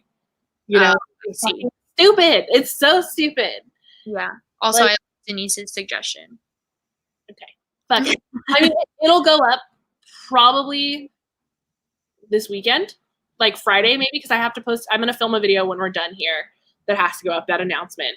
It'll either go up, probably not tonight now that it's late, but it'll probably go up tomorrow. And then maybe Saturday I'll put it up. Mm-hmm. That's why you were talking about like not reading enough books in a weekend. And like, that is definitely why I never do weekend reading vlogs. Like I never do it because if I read anything, if I finish anything in a weekend, it'll be like 1 book. Yeah. To me, that's not a reading vlog. Unless I was doing like I was just talking about like those, the like dedicated books, like dedicated book vlogs. Like I definitely would do one of those, I think. But. Yeah. Maybe I should okay, my goal, and I'm saying it here and y'all can fucking hold me accountable to this because I need to fucking stop. I just want to start making fun content, not worry so much about wrap-ups. Wrap-ups are the thing that hold me back so much. Really? I hate them. And like my favorite video to film every month. I'm like, yes, time. I used to love them so much, but like I think now that like, and I think that I need to change this up in 2021 is now that I read so many review books, I feel like I owe it to the publishers and the authors obviously to give an in-depth review, but because a lot of them are sent or like things that I wasn't super interested in, a lot of them end up being like 3-star books. And I just hate, I hate reviewing 3-star books. And I especially hate reviewing review books that are 3-star books. Mm-hmm. It's just so like what you say, this book was about whatever and it was whatever. Like that's literally a 3-star book. Why? Yeah. And it's like, so I dread it. I loved the wrap up that I did. Whatever my most recent one where I wrapped up everything I read and then just talked about the ones I had things to say. Yeah. I would say most people like vibed with that. But of course there were like a couple people who didn't, which again, you can't please everyone. And the majority of the people were happy with what I posted. But because there were some who were like, I like the other style better. I'm like, then you feel like, okay, I better to go back. I say do it though, because and you read so much that like I feel like it's completely rational to like say, okay, these are the ones that really like stuck with me positively or negatively, and I also read these. yeah. Like I think that that's perfectly acceptable. Yeah, I think I'm just gonna do it. Plus that video, like, it got really good views. So I'm just gonna do what I want. I think that's the moral of this, and I'm glad we're kind of talking about this and like having a candid chat. Like, I need to like break down the wall that like I need to be stuck, because for so long I've been a channel that makes like traditional booktube content, and like I don't plan to go far outside the box because I enjoy a lot of traditional booktube content. But like I want to do a vlog where maybe I read like the entire Court of Thorns and Roses series, like Yes. like that's exactly what I would love to see. We were supposed to do that forever ago. We should do that together. We should do it together. I would be down. I need this in my life. I also really want to do a Twilight reread, but I don't want to do like a read along because everyone and their mom is hosting a read along right now for it. Yeah, that for me is going to be a private thing that will happen. Like I'm going to do that behind the scenes. Oh, I'm definitely going to do a video for it. I think I'm going to do like, I want to do a Twilight and Life and Death book comparison. And I haven't decided because like, I honestly like, for me, I like sitting down and having like a discussion about things like that because like I want to be able to talk about all of the issues too. Mm-hmm. And then I want to read the rest of the series and do a video for like all of the Twilight series. And then I want to do a video for Midnight Sun. Most definitely it'll happen. I definitely already pre-ordered Midnight Sun from LibroFM. I haven't yet, but like because I can't decide, I need to just buy it. I own all of the rest of them. Why would I not buy it? Like, buy it from an independent bookstore. Buy it from the Rip Bodice. Do it. No, I need to. If you're gonna do it, do it. I need to do Libro FM. Like, that's what I do Libro FM because like I'm so happy I'm at this point in my book career that like I don't feel like I need to own every book that I talk about. Mm-hmm. So I pre-ordered the audiobook of Songbirds and whatever the fuck it's called, the Hunger Games one, and I pre-ordered the audiobook of Midnight Sun. And they're gonna stay in my Libro FM account. They're never gonna enter the shelf. And that's fine. That's one thing though. I do want a physical copy of I think I want a physical copy of both of those. For me, like at this point in my book owning career, I also don't feel like I need to own everything I read. I honestly, the last time I read a book that I owned was in 2019, I think. Wow. Like I'm pretty sure I haven't. Yeah, I use the library and I use Hoopla all the time. And I guess unless you're counting ebooks, like I own those, but like they're not on my shelf. It's really interesting. I feel like the only times I ever read off of this shelf anymore are when I'm reading or doing Reading My Rainbow videos. Other than that, it's all my art shelf or my library or my Kindle. Mm-hmm. Like I can't even tell you the last time I took a book off the shelf to read it. Yeah, I just haven't been reading physically lately. Like I've been reading audiobooks and ebooks right now because I'm trying to get through my NetGalley arcs. Yes. We need to talk about this because Denise asked, is that the one that got leaked? Yes, it is. Midnight Sun is Twilight in Edward's perspective. It was leaked years and years ago when she was working on it. And so then Stephanie Meyer posted it onto her website. And it's only 264 pages, like the unfinished manuscript is. And so it only like goes until like right before they go to the meadow where he's going to show her what he looks like in the sun. It ends before that scene. So it's like, the first maybe third of the book. Wow, I don't remember it being that long. And I read it way back in the day. Mm-hmm. Well, it's 264 Word document pages. Wild. So this book is gonna be long. I mean, I'm pretty sure Twilight's actually pretty long too, but it's so good. And it's so the unfinished version is like unedited, so there are some like grammatical errors and stuff because she was in the middle of writing it. And yeah, I just read the unfinished manuscript, and I'm so excited to read the new like finished version that's now written like years and years later because I want to compare them too. It's gonna be so fun. I'm really curious to see if she, like, because there's two ways she can take this, obviously. She can, like, stick to her guns and, like, write the original story that she wanted to write, and, like, it has to be true to the original text. Or if she's going to, like, take some liberties now because, like, it's been 15 years or whatever, 10 years, and, like, maybe right some of the wrongs that she made in Twilight in regards to, like, the racist things in it and, like, the misogyny. Like, I'm curious to see what way she's gonna go. I have a feeling like I don't have my hopes too high for her swaying too far away from like what the original. I agree. I honestly would not. I don't think she'll change. Like, if she's trying to go for what she originally was trying to go for, I don't know for sure, but like, I would venture to guess that all of the things that you could have read in Twilight will still be there. So like all of the like quotes, like all of the dialogue, that'll all still be in there. And like the basic idea of like where they go and what they do will also still be there. Yeah. Maybe she'll change like the perspective of like where he's coming from, because like maybe you'll get some like reasoning behind it, or maybe she'll even go further of like, yeah, he is a misogynist, like controlling piece of shit. Predator? Yeah. Like maybe she will go there. I don't know. I think that would be really risky for her. I mean, but then again, like what's risky at this point for Stephenie Meyer? She's making bank off writing the same book 4 times. Like what? I don't have a lot of faith in Stephenie Meyer. And I will be honest in my reviews when the time comes.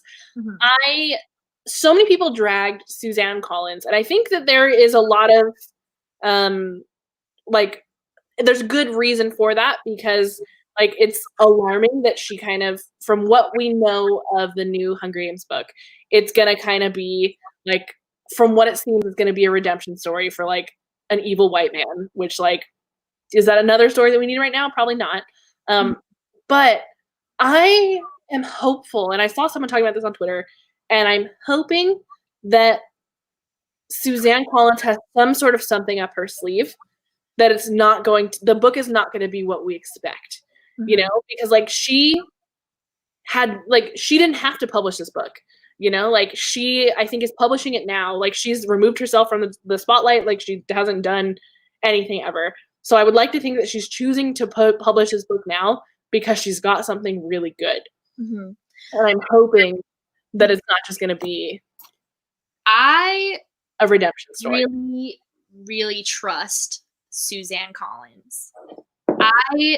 People started that conversation back when we got the announcement of what this book was about, and my immediate thought was like, she wrote the Hunger Games though.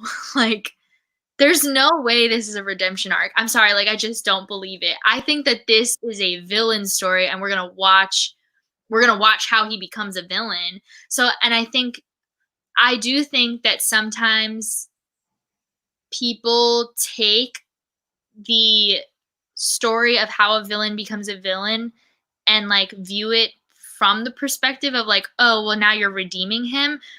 But I also think like, I think that's what makes more human storytelling. Like we're not talking about like some evil demon from hell or something where like innately that beast is evil or like wants to eat us or whatever. Like there's plenty of villains in that form, but this dude who is the villain of the Hunger Games like was a person. So like I think it's really I think that makes such an interesting story to find out how a person goes from being a human to being that. What did you think of Fairest? Or have you read it yet? I haven't read it yet. Oh, I'm so curious. Yeah, Because everyone read that book, and I loved it. I loved it. So I'm really curious to see what you think, because it has a similar vibe. Yeah. I will tell you right now that I always love getting the behind the scenes of how, like I said, how a person goes from being a person to having those views or like opinions that turn them into this evil bad guy. That's why like if we're going into Harry Potter, like Umbridge is way more fascinating, and so is Snape, than Voldemort. Although even Voldemort is interesting because Voldemort didn't become evil because he was born evil. He became evil because of all of the circumstances that he was put into. That doesn't redeem his evil actions. That just makes you realize that like a person can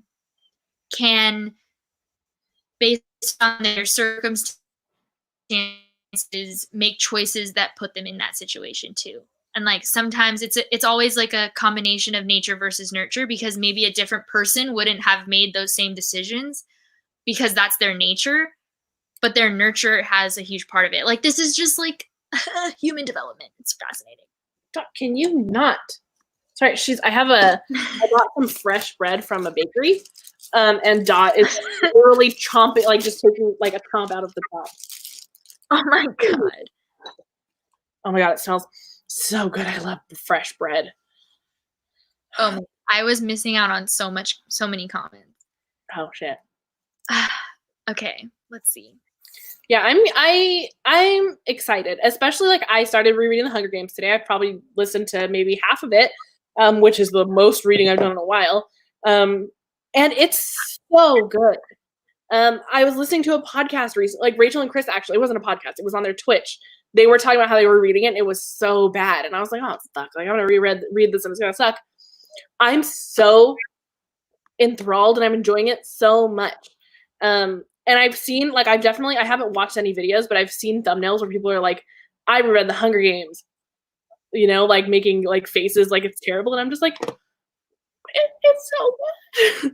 I haven't reread much. Like this is my first time ever rereading it. And I haven't read it since high school.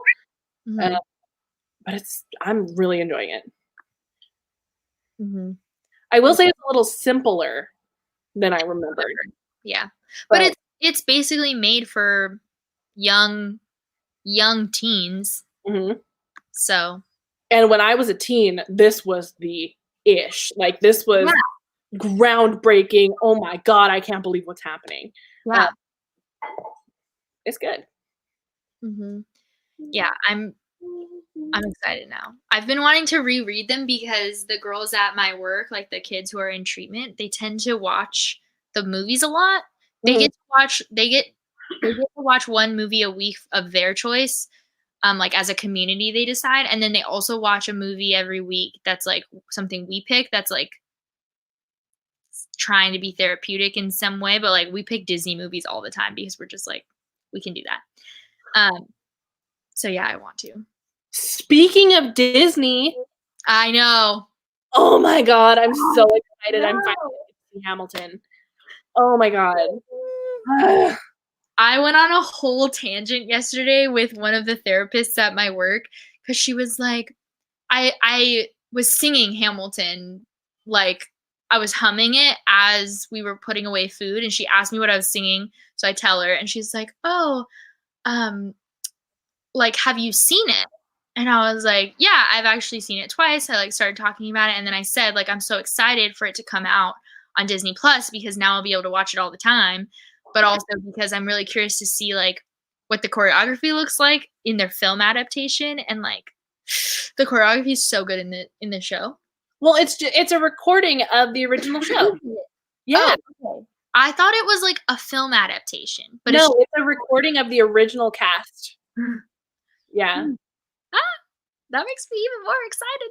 I'm so excited. Although something I will say, okay, this is probably a not popular opinion, but like when people film, like when professional studios film a production of any sort, dance, musical, I don't care. They always do close-ups of like the singers when there's a dancing thing happening, and I'm like, no, bitch, like pull out. I want to see the whole thing. Like that's why it's there. Stop it. Did you watch a few weeks ago when Phantom of the Opera was available? No. Yeah, they were. Andrew Lloyd Webber was doing. I think they're still doing it. For quarantine, like every weekend for 24 hours, the full play recording is up. And it was Phantom a few weeks ago, and Aldo and I watched it because that was fun fact. When Aldo and I went to New York, one of our first, like we had only been together 5 months at that time. We went to New York together and saw Phantom on Broadway, and it was really, really special. So we watched it together. It was nice. Yeah, I've seen Phantom a couple times at Pantages throughout the years, and it's a very gorgeous play. Honestly, though, okay, so like probably also an unpopular opinion, but I tend to like the movie adaptations more. Okay, the Phantom movie adaptation with Emmy Rossum and Gerard Butler, is that what you're talking about? Yes. So good. It's so good. Oh, I So love good. The Rent movie adaptation is amazing. The Chicago movie adaptation is amazing. I saw it on stage after I've seen the movie, and like the movie is better. I'm sorry. Like I trust that the original Broadway production, like the singing is maybe better. I don't know. I haven't seen the original cast or listened to it honestly. But like the way that they did the Chicago movie with all of the ability that they have because it's on film to like change the costumes. It's so gorgeous. They don't change the costumes or anything in the stage play. They can't. Yeah. So good. What is everyone's favorite musical of all time? Mine is gonna get me dragged. Oh God. Oh yeah, The Exception is Cats. I haven't seen it and I don't want to see it. I won't watch that. No, my favorite musical is Hairspray. I love Hairspray. I love Hairspray with every fiber of my soul. Yeah, Hairspray is great. Why would you get dragged for that?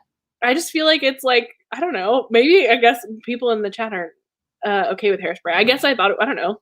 It just always seemed like, you know what it is? I used to listen. I know the soundtrack to Hairspray back to front. Oh yeah, same. Still to this day. My brother used to like drag me so hard. So I think it's just embedded in me to like Hairspray. I love Hairspray. We tried to get our drama teacher in high school to do it.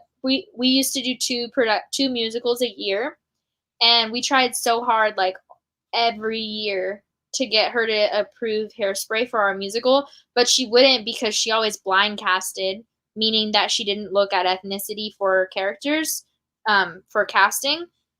But like in that play, you have to. It's like totally relevant to the whole plot. So she never did it. But we also I stan the musical Seussical. So good. It's not my favorite. I will not say it's my favorite, but like Seussical is also still really good. The music is good. I really like it. It is amazing. I just read something that mentioned that. I think there's a reference to that in The Roommate, which I'm reading right now. That is so weird because I'd never heard of it before. It's okay. So like, did you ever watch the Horton Hears a Who movie? The cartoon? Maybe? That movie has a very no, because the book is different than the movie. So Okay. the movie version that they did is more like Seussical than it is like the book Horton Hears a Who, but it's named Horton Hears a Who because Horton Hears a Who, the book, is simply about the elephant finding the dust mote and he can hear the Who's, and then one of them screams really loud and finally gets saved. But the Seussical musical and the movie, that's like the general plot that moves throughout the musical and the movie. but there's other characters from other books and other like Dr. Seuss stuff in both of them. Interesting. But the I love Dr. Seuss. I'll have to look into this. It's so good. It's so cute. And I just really like the song Amazing Maisie. Dun, dun, dun, dun, dun, dun. It's so fun. Aldo's laughing at you in a loving way. I was a bird girl. It was great. I Oh, used to listen to a lot of show tunes in high school. which one? I just listened to a lot of show tunes in high school, which is weird because I was not in theater. I cannot sing. And I never, like, my first play that I saw, like, in real life was Phantom. Oh, really? Yeah, a couple years ago. Wow. But I love Into musicals. I think it came from my high school ex.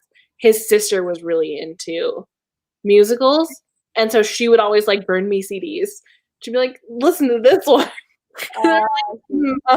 Yeah. Have you guys talking about Mamma Mia, because Mamma Mia is like a movie that has all songs from ABBA, but they like turned it into a musical, right? Have you guys ever watched Across the Universe? God, I love Across the Universe so much. So good. And I feel like it's so underrated. Like, where are all my Across the Universe lovers at? My friends and I in high school were very into Across the Universe. We were like hipster, like, you know, like, oh, we were so cool. We listened to the Beatles. Like, we were those kids. But we fucked so hard with Across the Universe. It's so good. I definitely like Across the Universe is what made me love the Beatles, and that's why I have Let It Be tattooed on my foot. Like, it's because of it's because of the Beatles, but like it's because of Across the Universe. Do you know what I mean? How it's both at the same time? Yes, I do. Oh my God, Heather. Like what you're saying describes the two factions of my friend group so well from high school. Like, I get it. I didn't like Scott Pilgrim. Whoops. I thought it was way more weird than I expected it to be. See, and like there were so many of like there's a type of person who loves that, you know? Yeah, absolutely. For sure. Oof, we should probably maybe do a few more minutes and then. Yeah. I'm still trying to decide on my favorite musical as we're thinking. Oh, yeah. I don't know. My favorite musical that I've ever been in is still hard to make a decision. Probably, I've been in Lion King. That was fun. But I was like a little kid, so the production wasn't good, but like I was little Simba up until the point where he turns into big Simba. Oh my God. And it was fantastic. But favorite musical of all time? Dang, I feel like Rent. I have to say Rent. Yeah, Rent for sure. I also had a moment where I stand Rent. So good. It's one of the only musicals that I go back to the soundtrack on a irregular basis and still know every single word. Yes. Take Me or Leave Me. Ooh, so good. I also just love La Vie Boheme, and I'm also very proud that I know almost every single word in that song, which is very No masturbation. That's all I remember. That's definitely a big part. The other day, this was like towards the beginning of quarantine. Mm-hmm. I went on a run before I realized that my knees were too bad to do that, and I was listening to that, and so then I was listening to the soundtrack, and then when I got home, I was listening to La Vie Boheme, and I was just like singing it with my headphones in, and I was singing it across the room, and that was so annoyed with me. I was so done with my bullshit. It was so great. I love that. Sorry. Yeah, you're fine. Michael Cera is king. I gotta start getting back into musicals. Aldo thought he hated musicals because he'd never seen one. And then I showed him musicals and he was like, oh. Yeah, Matt is not into musicals. He can't stand them. The only musical he's ever liked that I've shown him, and I've taken him to two, and shown him multiple. The only musical that he's ever liked was Lion King, like, on stage. Which makes sense because Lion King is, like, such an overproduction, like, there's puppets, and he, like, didn't believe that the singer of Rafiki was real. He thought it was a recording. And I was like, "Oh, that is, like, a woman singing on stage right there. That's who you're hearing." And he was like, "No, no, no, no." I was like, "Yeah, it is." Cassie, we go to New York together.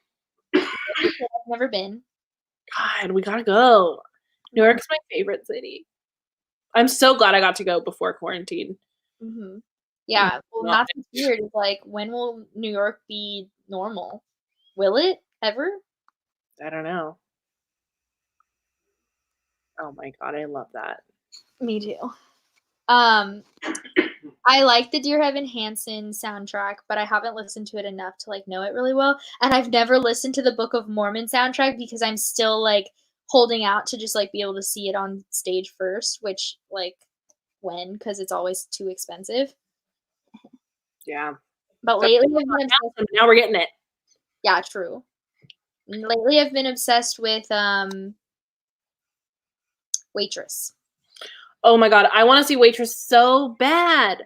Madeline was able to see it with Sarah Bareilles in London like a few months ago. Amazing. Mhm. I want to see it so bad.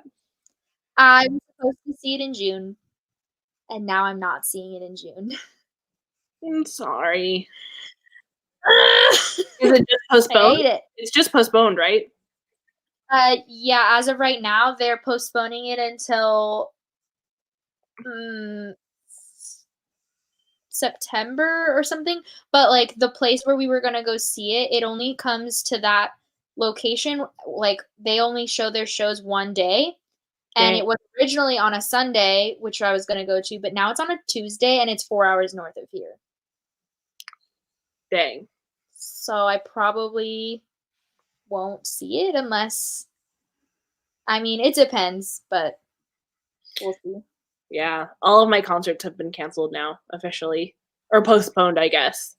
I was holding out Backstreet Boys was in October, and that hadn't been postponed yet. And I was like, maybe, but I got the email today that it was postponed. Sad. Yeah, my first time seeing the Backstreet Boys. Sad. I was excited. Oh well, it'll still happen. Definitely. All right. Dokily, we've been here forever. I think longer than we planned. Definitely longer than we planned. I was thinking 1 hour, and I definitely have to wake up at 5 a.m. tomorrow. Well, so this is my night. All right. So we're going to go. Thank you guys for watching with us. Make sure to subscribe and like. Chelsea's channel is also linked down below if you haven't followed her yet. And we probably might do this again maybe sometime in the future, but I don't have a plan for when or anything like that. So, yeah, it'll happen. At some point. We're around. We have nowhere to go. Yeah, but Chelsea is doing weekly live shows on the weekends, right? With Julie, yeah. Usually the weekends. Mm-hmm. She's back to working Monday to Friday now, so Gotcha. probably either Friday nights or Saturdays. Cool. Yeah. All right. Bye, guys. Thanks for joining. Bye. Bye.